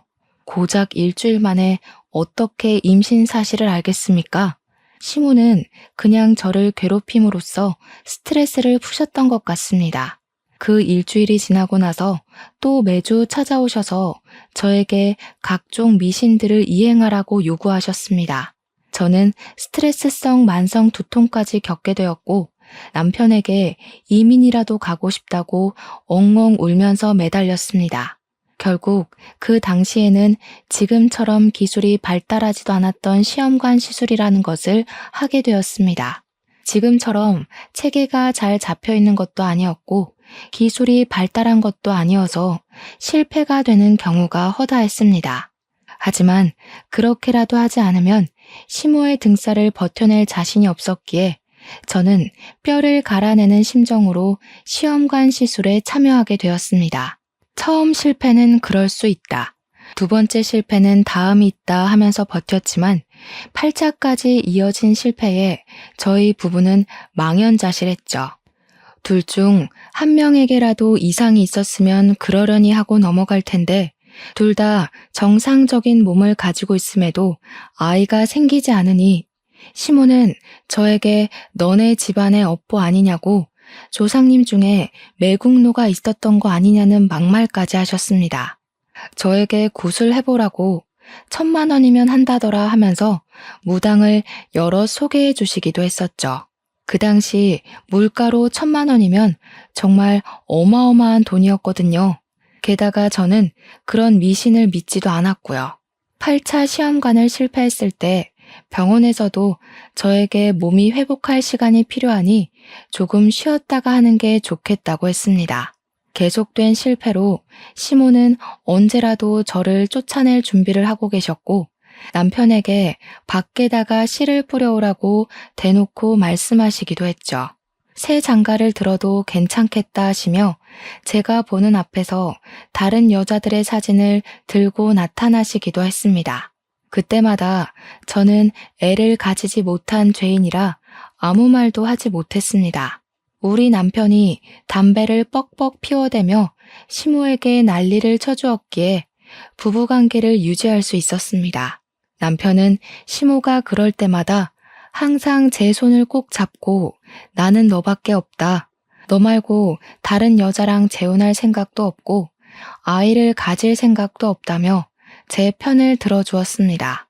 남편은 시모에게 차라리 아이를 입양해서 키우는 한이 있더라도 제 마누라랑은 절대로 헤어지지 못한다고 못을 박았습니다. 시모가 입양이 무슨 소리냐고 절대 안 된다. 우리 아들의 씨를 남겨야 한다고 바락바락 악을 쓸 때에도 남편은 든든한 벽이 되어 주었습니다. 남편이 출근해 있는 시간에 시모가 찾아오거나 전화를 하면 어쩔 수 없었지만 남편이 저와 함께하는 시간 동안만큼은 든든했죠. 제가 이 지옥 같은 시집살이를 겪으면서도 버틴 건 오로지 남편 하나 때문이었습니다. 사람 일은 정말 한 치 앞도 모르는 거라고 27살에 시집을 와서 36살이 되던 해에 그렇게 정정하시던 시모가 갑자기 쓰러지시게 되었습니다. 그 전날까지도 저에게 거머리 같은 년이라고 당장 짐 싸서 나가라고 호통을 치셨던 시모였는데 말이죠. 친구들이랑 등산을 가셨다가 산 중턱에서 뇌출혈이 와서 갑자기 쓰러지신 겁니다. 친구분들이 어찌어찌 119에 신고를 했지만 당시에 휴대폰이 있었던 것도 아니고 구급대원이 헬기를 타고 구조를 하던 시대도 아니었거든요. 구급대원이 도착하기까지 시간이 너무나도 많이 흘러버렸고 거기서 병원까지 가는 길도 지체가 되어 완벽하게 골든타임을 넘겨버리고 말았습니다. 신고를 하고 구급대가 도착하기까지만 해도 1시간이 훨씬 넘게 걸렸다고 하니까요. 거기서 시모를 들것에 싣고 산을 내려가는데도 시간이 소요됐을 테니까 말이죠. 아무튼 우리 시모는 병원에 도착해서 아무런 처지도 받지 못했습니다. 이미 뇌사 상태에 빠진 다음이었고 저희 남편은 과감하게 장기 기증을 하겠다고 하였습니다. 그대로 사망 선고를 받게 된 시모는 죽어서야 남들의 생명을 살리는 일을 하시고 뼈 조각만 몇 개 남아 화장을 하게 되었습니다. 우리 남편은 홀 시어머니를 잃고 슬퍼했지만 저는 솔직히 하나도 슬프지 않았습니다. 시모의 영정 사진을 보고 있는데 죽어서도 내가 너 아들 낳는지 안 낳는지 지켜보겠다 하는 것처럼 보였거든요. 마지막 가는 길까지 시모의 영정 사진을 제대로 쳐다보지도 못했으니 그동안 제가 얼마나 괴로웠는지 짐작이 가시겠죠? 하필이면 친구들이랑 놀러 가셔서 변을 당하시다니 속으로는 벌 받은 게 틀림없다고 생각했습니다. 그런 생각이 제 머릿속을 꾸준히 지배할 만큼 제가 시모에게 쌓인 것들이 많기도 했고요. 10년 동안 결혼 생활을 하면서 임신도 하나 못하는 버러지 취급을 받았으니 그런 생각이 드는 게 어찌 보면 당연한 것 아니겠습니까? 그렇게 장례를 치르고 남편과 둘이 생활을 하게 되자 정말 10년 만에 신혼이 찾아온 듯한 기분이 들더라고요. 이제는 사랑이 아니라 정으로 살 법도 하지만 너무 오랜만에 찾아온 자유라 그런지 남편과 더욱더 사이가 좋아졌습니다. 그리고 시모가 돌아가신 지 얼마 되지 않아 정말 기적같이도 제가 임신을 하게 되었습니다. 저는 처음에 제 몸의 변화를 눈치채고도 임신이라 생각하지 못해서 소화제도 열심히 먹고 내과도 계속 다녔습니다. 의사 선생님이 제게 혹시 임신하신 것 아니냐고 빨리 약국에서 테스트기 사서 해보시라고 그제야 임신인가 싶더라고요. 집에 와서 테스트기를 해봤는데 선명하게 두 줄이 뜨는 걸 보고 정말 귀신이라도 본 듯 소스라치게 놀랐습니다. 10년 동안 임신이 되지도 않고 그럴 기미조차 보이지 않았었는데 시모가 죽자마자 임신이라니 이게 무슨 운명의 장난입니까? 저에게 집안의 업보가 쌓인 거라고 저주를 퍼부었던 시모였는데 아무래도 업보가 쌓인 건 제가 아니라 시모였던 것 같습니다. 하지만 임신 테스트기 하나로는 안심이 되지 않아 약국에서 5개를 더 사왔고 5개 모두 두 줄이 뜨는 걸 보고서야 저는 눈물이 나오더군요. 바로 산부인과로 달려가서 검사를 했는데 의사 선생님께서 저에게 축하한다고 임신이에요 산모님 하더라고요. 산모님이라는 소리를 듣는데 정말 너무 감격스러워서 말더듬이처럼 어버버거리면서 곧 고맙습니다 했죠. 속이 미스거리고 미열이 있고 생리가 늦어지던 몸의 변화를 왜 바로 눈치채지 못했었는지 참 바보 같더군요. 10년간 임신이 되지 않았기에 앞으로도 임신이 될 리가 없겠구나 하면서 스스로를 내몰았던 저를 반성하게 되었습니다. 임신입니다, 산모님. 이라는 말이 계속 귓가에서 떨어지지가 않아 너무나도 행복했습니다. 그 마음은 정말 어떻게 다 표현을 해야 할지 저는 집에 오는 길 내내 울면서 돌아왔죠. 임신 7주라는 말에 너무 신이 났고 이 사실을 남편에게 어떻게 전해야 좋을지 고민이 되더라고요. 그래도 그냥 바로 말을 해주는 게 좋을 것 같아서 남편이 퇴근하고 집에 오자마자 저는 초음파 사진부터 들이밀었습니다. 임신이라는 걸 꿈에도 생각을 못한 남편은 초음파 사진을 이리저리 보더니 눈물을 글썽이면서 저에게 그러더군요. 당신 암이야? 라고요. 제가 상상도 못한 말에 놀라서 입을 떡 벌리니까 저를 꽉 끌어안고 엉엉 소리를 내며 우는 겁니다. 우리 마누라 불쌍해서 어쩌냐고 결혼하고 나서 10년 동안 내내 구박만 받고 힘들었는데 이제야 행복해지고 있는데 암이 무슨 말이냐고 하면서요. 우리 엄마랑 하늘나라에서 또다시 만나서 구박받는 거 아니냐고 불쌍하다고 오열을 하더라고요. 저는 너무나도 당황해서 정정해줄 말을 찾지 못하고 있는데 제가 또 아무 소리도 안 하고 있으니까 남편이 먼저 난리를 치대요. 몇 길에? 뭐라는데? 살 수 있대? 항암 된대? 어디에 생긴 거래? 전이 됐대? 수술된대? 하면서요. 제가 남편의 등짝을 짝 소리나게 때리고 가만히 좀 있어 보라고 일단 진정 좀 하고 이야기를 하자고 했더니 또 막 울어요. 한참을 주저앉아서 울던 남편이 희망을 잃지 말자고 우리 수술부터 하자고 하더라고요. 그래서 암 아니고 임신이라고 이거 우리 뱃속의 아기 초음파잖아 하고 말을 했죠. 우리 남편도 정말 상상을 못했는지 입을 떡 벌리고 한동안 아무 소리도 못하고 제 얼굴을 한번, 배를 한번, 얼굴을 한번, 배를 한번 쳐다보더라고요. 그러더니 임신? 하면서 갑자기 막 울다가 또 웃다가 또 막 울다가 난리를 치더라고요. 당장이라도 산부인과 가보자고 난리를 치길래 이미 병원 문 다 닫았다고 다음에 가보자 했더니 바로 회사에 연차를 내더라고요. 우리 마누라가 10년 만에 임신을 했다는데 병원을 같이 가줘야 한다고 남편의 상사도 아무 소리 못하고 연차 허락을 해줬대요. 다음날 날이 밝자마자 산부인과에 가서 같이 초음파 검사를 하는데 아이 심장 소리를 듣더니 또 엉엉 울더라고요. 심장 소리가 왜 이렇게 빠르냐고, 뭐가 잘못된 건 아니냐고 이것저것 쉬지 않고 질문을 하는데 의사 선생님도 막 웃으시더라고요. 너무 귀엽기도 하고 또 짠하기도 하고 고맙기도 해서 저도 같이 울어버렸습니다. 하지만 제 나이가 36살이다 보니까 나이가 있어서 그런 건지 유산이 되지 않게 조심을 해야 한다고 하더라고요. 다행히 자궁 자체는 튼튼해 보이지만 유산이라는 게 자궁의 튼튼함과 상관없이도 갑자기 이루어질 수 있는 일이라고 하셨어요. 그래도 산모 탓은 아니니까 유산이 된다고 한들 상심하지 말라고 신신당부를 하시더라고요. 10년 만에서야 겨우 얻게 된 자식인데 유산만큼은 절대로 안 된다는 생각이 들어서 조심해야겠다 다짐을 했습니다.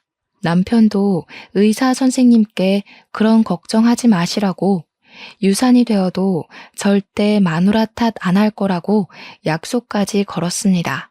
그리고 저에게 아무것도 하지 말고 집에서 숨만 쉬라고 하더라고요. 진료가 끝나고 약국에 가더니 산모에게 필요한 영양제 전부 다 주세요 하더니 영양제를 정말 다 털어오더라고요. 집에 돌아와서도 집안일에 절대 손대지 말라고 하더니 금이야 오기야 정말 저를 공주 대접을 해주었습니다. 무럭무럭 잘 자란 우리 아기는 모자라지도 더하지도 않게 딱 10달을 제 뱃속에 있다가 예정일이 3일 지나서 태어났습니다. 출산을 하던 그 순간에도 아픔보다는 우리 아이를 만난다는 기대감 때문인지 정말 하나도 아프지가 않았습니다. 그렇게 너무나도 예쁜 우리 공주님이 태어났고 남편과 저는 우리 공주님을 위해서 열심히 노력하기로 약속을 했습니다. 무슨 일이 생겨도 우리 공주 편을 들어주자고 부족함 없이 모자람 없이 키우자고 다짐을 했습니다. 우리 공주의 첫 뒤집기, 걸음마, 엄마 아빠 하고 부른 그날 첫 어린이집 입소부터 고등학교 졸업까지 정말 모든 순간을 함께 나눴습니다. 매일같이 사진을 한 장씩 찍었고 앨범이 수십 개가 나올 정도로 사진을 찍어 채웠습니다. 우리 딸이 수능을 보던 날 정말 만감이 교차하더라고요. 언제 이렇게 컸는지 이 시험이 끝나면 우리 딸이 성인이 되는구나 싶어서요. 그날 하루 종일을 기도하는데 마음이 먹먹하면서도 대견하더라고요. 제가 오죽하면 하늘에 있는 우리 시모한테까지 기도를 올렸다니까요. 모르는 문제가 나오면 답이라도 찍어달라고요. 우리 딸은 수능을 생각보다 잘 치렀고 원하던 대학과 원하던 유아교육과에 입학을 할 수 있게 되었습니다. 평소에 아이들을 보면 사족을 못 쓸 정도로 예뻐했었던 딸이었기에 딱 어울리는 과에 진학을 했구나 싶어서 대견했습니다. 학교 생활도 모자람 없이 최선을 다해서 했고 졸업을 하고 나서 열심히 준비를 한 덕분에 취직까지 일사천리로 할 수 있었습니다. 동네에서 멀지 않은 지역에 있는 어린이집에 출근을 하게 되었는데 처음에는 출근하는 게 너무 즐겁다던 딸의 반짝반짝함이 서서히 빛을 잃어가더라고요. 딱 봐도 풀죽도 못 얻어먹은 사람처럼 녹초가 되어서 집으로 돌아오는데 표정이 너무나도 좋지 않았습니다. 처음에는 그래, 사회생활하다 보면 이런 날도 저런 날도 있는 거지 하면서 넘겼는데 그게 한 달이 넘게 지속이 되더라고요. 저는 참지 못하고 딸에게 무슨 일이 있냐고 물어보았고 딸은 저에게 요즘 엄마들이 왜 이렇게 극성인지 모르겠다면서 신세한탄을 하더라고요. 이야기를 들어보니까 어린이집에서 놀다 보면 아이들끼리 싸우는 일도 있긴 하지만 혼자 놀다가 넘어져서 다치는 일도 많지 않겠습니까? 아무리 선생이 아이들을 돌본다고 해도 1대1로 케어를 할 수 있는 시스템도 아니고요. 반 아이 한 명이 안짱다리라서 잘 넘어지는 친구가 있는데 그 친구가 넘어져서 팔에 멍이 들었다고 하더라고요. 그래서 알림장에 팔에 멍이 들었다고 적어서 보냈더니 하원할 때 그 딸아이의 엄마가 와서는 우리 딸에게 난리를 쳤다고 하더라고요. 선생이 애를 제대로 안 보니까 멍이 들 정도로 다친 거 아니겠냐고 도대체 돌봄 시간에 뭘 하는 거냐고 따졌대요. 자기 애만 집중적으로 관리하고 지켜보라고 하면서 말이죠. 우리 딸이 다른 원아들도 있는데 어떻게 이 아이만 살펴볼 수 있겠냐고 하니까 선생 자질이 없는 년이 선생을 하고 있다면서 손가락질을 했다는 겁니다. 그뿐만이 아니었습니다. 정말 별별 일이 다 있었다고 이야기를 하는데 그 아이 엄마가 극성 중에서도 아주 진상인 엄마였던 것이었죠. 하루는 기저귀를 제대로 갈지 않아서 자기 아이 엉덩이에 발진이 생겼다고 치료비를 내놓으라고 했다는 겁니다. 근데 어린이집에서 기저귀를 갈 때 같은 시간에 모든 원아들을 한 번에 갈아준대요. 1시간에 한 번씩이요. 그리고 그 아이는 등원을 할 때부터 발진이 올라온 상태라서 파우더를 발라줬었다고 우리 딸이 이야기를 했나 봐요. 어머니께서 밤새 기저귀를 제때 안 갈아줘서 발진이 생긴 것 같다고 솔직하게 말을 하니까 갑자기 파우더를 왜 바르냐고 했다는 겁니다. 우리 아이 엉덩이에 모공이 막히면 책임질 거냐고 그 치료 비용까지 다 물어내라고 난리를 쳤대요.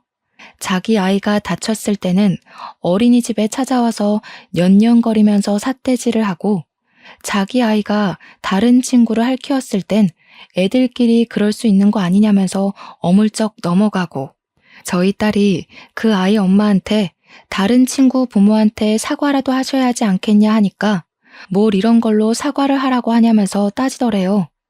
선생이 애를 제대로 돌보지 않아서 이런 일이 생긴 거 아니겠냐고 사과를 하려면 네가 하라고 말이죠. 그거 말고도 우리 아이는 우유 줄 때 꼭 따뜻하게 데워서 주라고 하질 않나.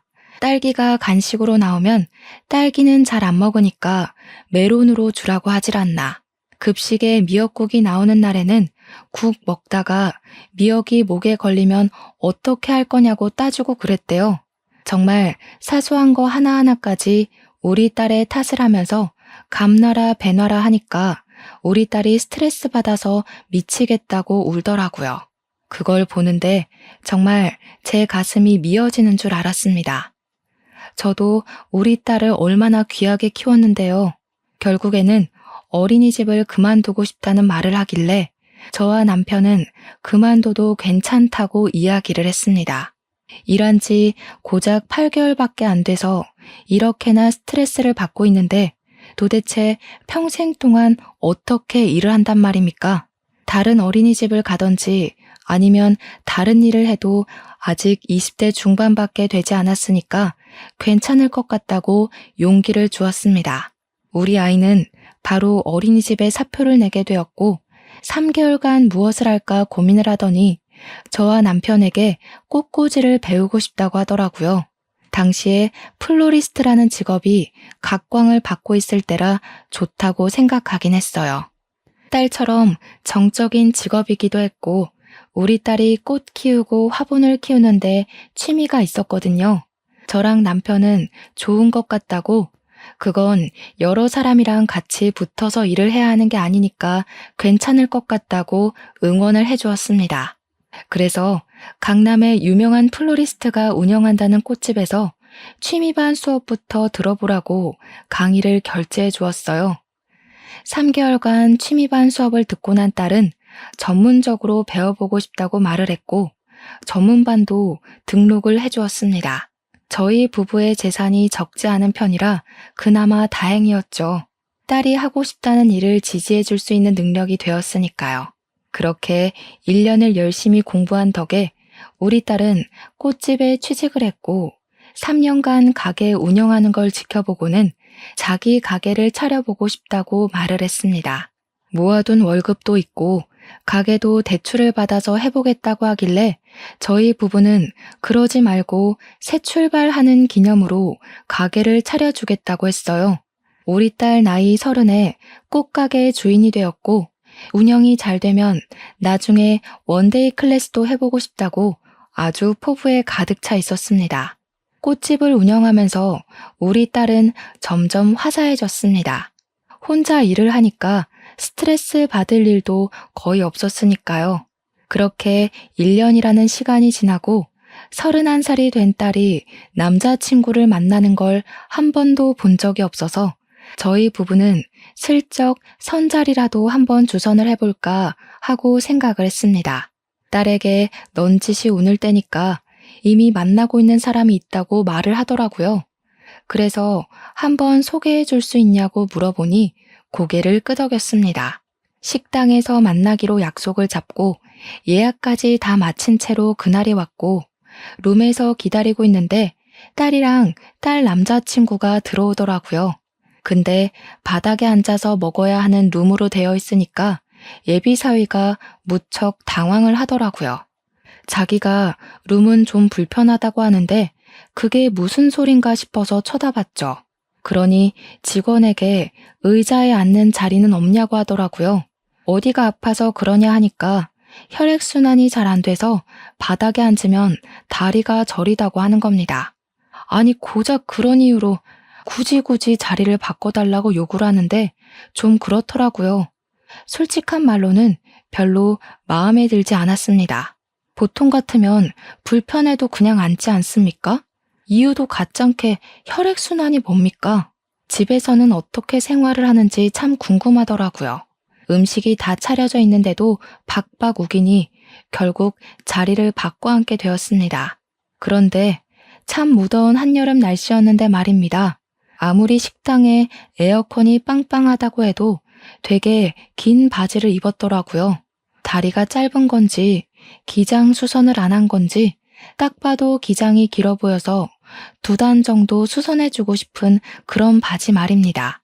물론 여름에도 청바지나 정장바지를 길게 입긴 하지만 그런 게 아니라 신발을 다 덮고 있으니 이상하더라고요. 거기다가 면도 여름용 얇은 게 아니라 가을 겨울용 두꺼운 모직 같은 걸 입었는데 보고 있어도 후끈후끈 하더라고요. 패션 센스도 영 이상한 것이 우리 딸이랑 결혼하기엔 한참 부족한 친구로 보였습니다. 그럭저럭 식사 자리를 유지하고 있는데 회사를 다니고 있고 영업직을 하고 있다고 하더라고요. 명함도 없고 좀 수상해서 회사가 어디냐 하고 물어보니까 C기업에 다니고 있다고 하는 겁니다. 대기업은 아니지만 중견기업으로 튼튼한 회사라 좀 의외다 싶었습니다. 우리 남편이 C기업 손전문의 회사 아니냐고 자기가 손전무랑 잘 아는 사이라면서 예비사위가 거기 다닌다고 말이라도 전해야겠네 했습니다. 그러니 딸 남자친구가 엄청 당황해하면서 아니라고 자기 이제 이직할 거라 그런 거 말 안 하셔도 된다고 막 손사래를 치더라고요. 영 이상하다 싶어서 찝찝해하는데 우리 딸은 그 옆에 앉아서 해실해실 웃고만 있더라고요. 식사가 끝나자마자 그만 일어납시다 하고 계산을 하려고 하는데 활용점정으로 계산대 앞에 있던 웬 조폭 같은 남자가 예비사위를 보고 아는 체를 하는 겁니다. 너 하면서 부르는데 반가운 게 아니라 조금 놀란 얼굴로 보였습니다. 진짜 엄청난 거구에 얼굴이 험상궂게 생긴 것이 누가 봐도 조폭으로 보이는 사람이었습니다. 무슨 말을 하려고 하는 것 같았는데 예비사위가 선수를 치더니 저희 부부에게 자기가 좀 알던 사람이라고 얼른 나가자고 장인어른 장모님 얼른요 하면서 보채더라고요. 제가 그 자리에서 우리 딸이랑 연애만 하는 줄 알았는데 너무 앞서가는 것 같다고 한마디 했죠. 우리 딸은 제 눈치를 보고 그 조폭 같은 사람도 저희 부부를 빤히 바라보더라고요. 확실히 인상이 나빠서 그런지 쳐다만 보는데도 무서웠습니다. 빨리 나가자고 성화인 예비사위를 따라 식당을 나왔더니 조심히 가세요 하더니 뒷공문이 빠지게 도망을 가더라고요. 집에 오는 길에 딸에게 저 남자가 아무래도 좀 수상해 보인다고 이야기를 했습니다. 회사를 다닌다는 것도 거짓말 아니냐고, 어떻게 영업직 직원이 명함 한 장 없을 수 있냐고, 너는 수상한 거 못 느끼겠니? 했죠. 그러니까 딸이 저한테 너무하다고, 어떻게 사람이 하는 말을 하나도 믿어주지 않을 수 있냐고 투정을 부리더라고요. 자기가 회사 앞에 찾아가서 만난 적도 있으니까 C기업에 다닌다는 말은 거짓말이 아닐 거라고 두둔을 하더라고요. 솔직히 그 건물에서 일하는 청소부일 수도 있는 거고 배달을 간 택배원일 수도 있는 거잖아요. 의심이 한번 생기니까 계속 꼬리에 꼬리를 물고 이어지더라고요. 택배기사나 청소부를 비할 의도가 있는 건 아니지만 굳이 직업을 숨기고 영업직이라고 하는 것도 이상하니까요. 거기다가 그 조폭 같은 남자의 얼굴이 자꾸 떠오르면서 영 찜찜하더라고요. 딸에게 그 남자랑 아는 사이인 것 같은데 이상하지 않냐고, 평소에 뭔가 이상한 기운 같은 거 없었냐고 하니까 딸이 정색을 하더라고요. 그 사람 진짜 착하고 순수한 사람이라고, 절대로 나쁜 짓 할 사람 아니라고 올곧게 믿어주더라고요. 우리 딸이 연애하는 걸 본 적이 없어서 아마 첫사랑이라 더욱 애틋한가 보다 하는 생각이 들었습니다. 저는 딸에게 신신당부를 했죠. 만나는 것 가지고 잔소리를 할 생각은 없지만 피임을 잘했으면 좋겠다고요. 덜컥 임신이라도 하면 큰일 나는 수가 있다고 경고를 했습니다. 그러자 우리 딸 얼굴이 새빨갛게 달아올라서는 엄마 무슨 그런 소리를 아무렇지도 않게 하냐고 하더라고요. 그러면서 예비사위가 결혼 전까지는 자기를 지켜주겠다고 했다고 그런 일 자체가 없다고 하더라고요. 아직 진도도 뽀뽀밖에 안 해봤다고 제가 순수한 사람이라고 그랬죠? 하면서 말갛게 웃는데 제 복장은 터지는 줄 알았죠. 우리 남편이 헛기침을 하더니 그거 하나는 마음에 든다고 또 편을 들어주더라고요. 그 뒤로 인사 한번 했다고 자주 얼굴을 비치기 시작하더라고요. 딸 가게에 걸핏하면 나타나서 딸을 보고 가는데 그럴수록 제 의심은 깊어졌죠. 딸 가게랑 C기업이랑 거리가 꽤 멀었는데 일주일에 두세 번씩 오는 게 영 수상하지 않겠습니까? 회사에 있을 시간 아니냐고 물어보면 매번 외근 나온 김에 들린 거라고 하는데 무슨 영업직 직원이 지역 따라 움직이는 것도 아니고 말이죠. 매번 딸 가게 근처에서 미팅이 있는 건 아니지 않겠습니까? 하지만 증거가 없으니까 저도 꾹 참고 넘어갔죠. 그날은 딸 퇴근 시간에 맞춰서 같이 집에 가려고 꽃집에 갔는데 예비사회도 함께 왔더라고요. 딸이 잘 됐다고 집에 같이 가서 밥을 먹자고 하는데 제가 안 된다고 차마 말을 할 수가 없어서 같이 가자 했습니다. 제 차에 태워서 우리 집으로 가는데 예비사위가 애가 자꾸 안절부절 가만히 있질 못하더라고요. 정신사납게 왜 그러나 싶어서 무슨 일 있냐고 하니까 자기가 갑자기 배가 너무 아프대요. 집에 거의 다 도착했으니까 조금만 참아보라고 이야기를 했는데 큰 길에 접어들고 지하철역이 보이니까 갑자기 차 문을 벌컥 열고는 저 여기서 내릴게요 하고 뛰어내리는 겁니다. 저랑 딸 모두 기겁을 했죠. 아무리 잠시 신호에 걸려서 정차를 했다고 하지만 도로 한복판에서 이게 뭐 하는 짓인지 제가 놀래서 쟤 미친 거 아니냐고 하니까 딸이 급하게 화장실이 가고 싶었나 보지 배가 아프다는데 어떡해 하면서 편을 들더라고요. 우리 딸도 진짜 큰일이다 싶었습니다. 그 뒤에도 꾸준히 만나길래 남편이 사이가 될지도 모르겠는데 좀 친해져 보는 게 좋겠다고 하더니 같이 테니스를 치러 가자고 했다더군요.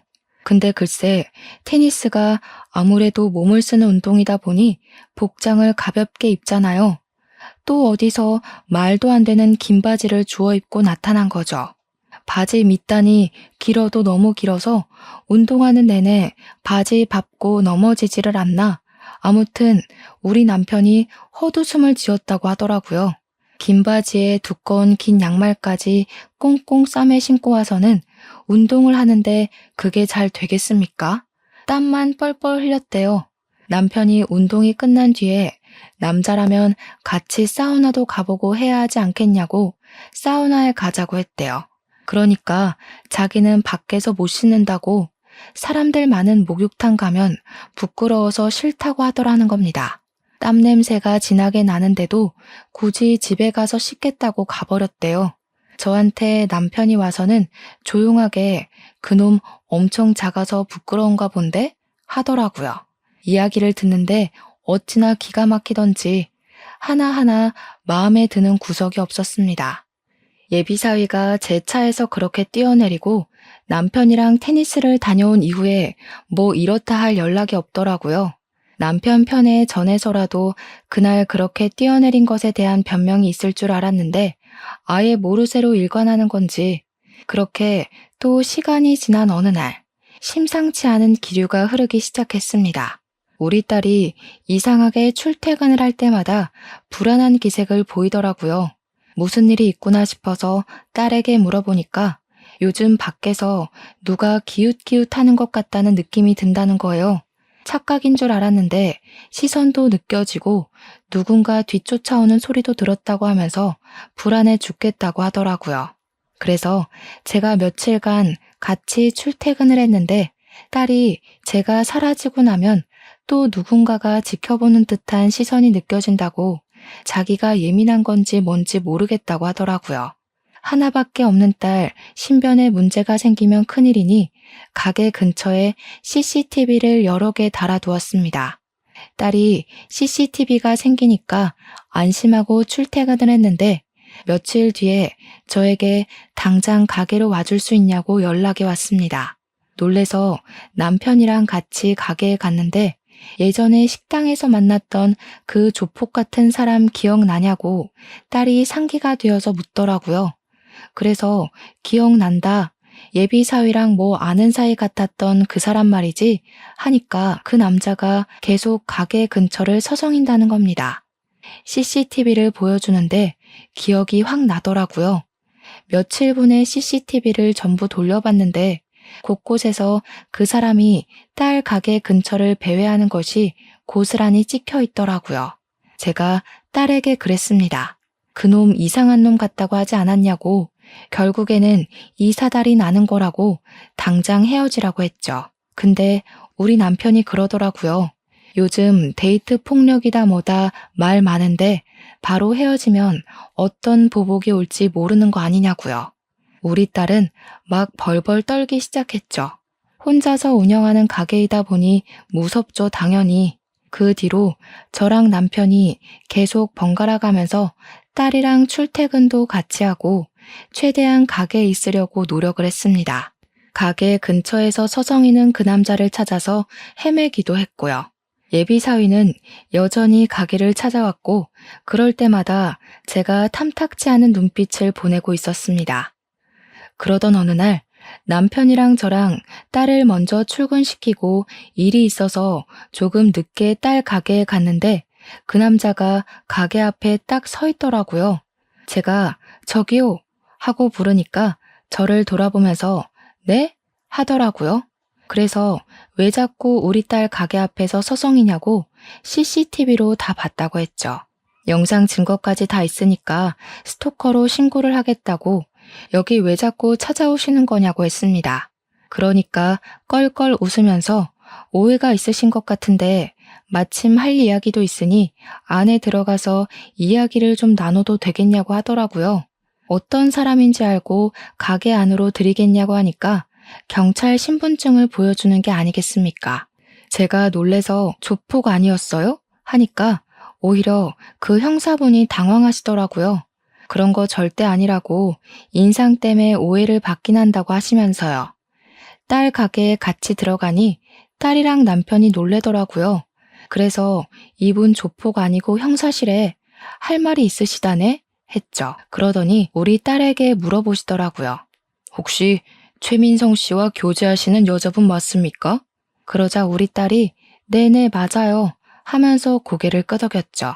그때만 해도 남편과 저는 영문을 몰라서 가만히 있었습니다. 이런 일이 생길 줄은 꿈에도 모르고요. 제가 이 말을 해야 할지 말아야 할지 참 많이 고민했습니다. 그 새끼가 어떤 놈인지 알려드리는 게 맞는 것 같아서요. 혹시 그놈 전자발찌 차고 다니는 거 알고 계십니까? 그 말에 저와 남편은 물론이고 우리 딸까지 아무 말도 못하고 형사분의 얼굴만 바라보았습니다. 도저히 믿어지지가 않는 말이었죠. 발목 보신 적 없으시죠? 전자발찌 차고 있습니다. 아동 음란물 소지하고 성추행을 저질러서 징역을 살다 나와 전자발찌 2년을 구형받았습니다. 이제 곧 해제를 할 때가 됐는데 우연치 않게 식당에서 만난 거죠. 장인 장모라고 부르길래 놀래서 며칠 미행을 하며 지켜보다가 따님분 가게를 알게 됐고 아직 결혼까지는 하지 않았지만 곧 할 사이로 보여서 말씀드리려고 찾아온 겁니다. 그 자식 징역을 처음 산 것도 아닙니다. 완전 성도착증 환자예요. 성범죄로 얻은 전과가 14범입니다. 14범. 그래서 지켜준답시고 옷을 벗을 수가 없으니까. 우리 가족은 모두 경악에 가득 차서 표정 관리를 할 수가 없었습니다. 손을 벌벌 떠는 딸을 보고 얼마나 가슴이 미어지던지 형사님이 딸에게 명함을 주면서 위험하면 연락을 달라고 그 자식이 강약 약강의 표본이라고 말을 하셨죠. 저희 딸에게 어떤 해코지를 할지 모르니까 자기가 며칠 더 지켜보겠다고 하루빨리 정리하라고 하더군요.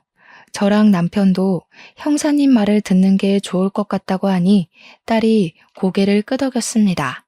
저희 셋은 형사님의 말에 아무 말도 못하고 충격 속에서 빠져나오지 못하고 있었는데 그 순간 예비사위가 태연하게 가게에 들어오더라고요. 저기 나왔어 하고 들어오다가 떡하니 앉아있는 형사님의 얼굴을 보고 사색이 되더라고요. 딸이 형사님도 있으니까 용기가 난 것인지 예비사위의 바짓단을 확 올렸는데 정말 양말 안쪽으로 두툼하게 전자발찌가 떡하니 채워져 있었습니다. 전과 14범이라고? 그것도 성범죄로 전자발찌까지 부착하고 있었으면서 그걸 숨겨? 아이씨, 야. 딸의 남자친구가 갑자기 표정을 싹 바꾸고 딸에게 위협적으로 다가가면서 소리를 치는데 형사님이 그 앞을 딱 막더라고요. 너 여기서 문제 일으키면 가중처벌 되는 거 알지? 지금 유예기간인 거 알아 몰라? 아, 진짜 다 된 밥에 재 뿌리네. 야, 너 재수 좋은 줄 알아? 그러더니 뒤도 안 돌아보고 성큼성큼 나가더라고요. 다리에 힘이 풀린 건지 딸이 순간 바닥에 주저앉았습니다. 형사님도 저러고 나간 놈이 언제 돌변할지 모른다고 신변 보호 프로그램 요청을 해보는 게 좋겠다고 하셨습니다. 저희는 고민 끝에 경찰서에 찾아가서 도움을 요청했고 딸 주변에 경찰을 배치하기로 결정이 내려졌습니다. 그런데 정말 무섭게도 전 예비사위가 딸 주변에 경찰이 배치된 걸 몰랐는지 가게 근처에서 어떤 여자를 성폭행하려고 시도를 하다가 현행범으로 잡히게 된 것입니다. 전자발찌를 차고 있는 유예기간에 현행범으로 체포가 되었으니 바로 법정 구속이 되었고 구치소에 수감이 되었습니다. 저희는 징역이 이번엔 꽤 구형될 거라는 형사님의 말에 한시름 마음을 덜게 되었습니다. 하지만 불안한 마음을 감출 수가 없었기에 가게 전세가 4개월 남았지만 가게를 미리 정리하고 과감하게 이사를 결정했습니다. 서울 중심 한복판에서 경기도 외곽 쪽으로 집도 옮겼고 가게도 옮기기로 결정을 했습니다. 딸이랑 우리 부부의 전화번호도 바꿔버렸고 그 범죄자가 한번 탔었던 제 차도 알아볼까 무서워서 팔아버렸습니다. 정말 사람 멀쩡하게 생겼다고 속까지 멀쩡한 게 아니라더니 얼마나 무서웠는지 모르겠습니다. 지금도 간간히 형사님과 연락을 주고받고 있고 아무도 알아볼 수 없는 곳으로 이사까지 왔으니 마음이 놓이긴 합니다만 그래도 사람 일은 모르는 거니 조용히 살아보려고 합니다. 요즘 이런 일이 비일비재하게 일어난다고 합니다. 주변에 숨어서 속내를 숨기고 다가오려는 놈들 말이에요. 그래도 인터넷에서 성범죄와 관련한 점과범들을 조회할 수 있다는 걸 참고하시면서 청취자 여러분들도 저와 같은 일이 생긴다면 부디 현명하게 대처하시길 빌겠습니다. 가슴 철렁한 사연 들어주신 여러분 정말로 감사합니다.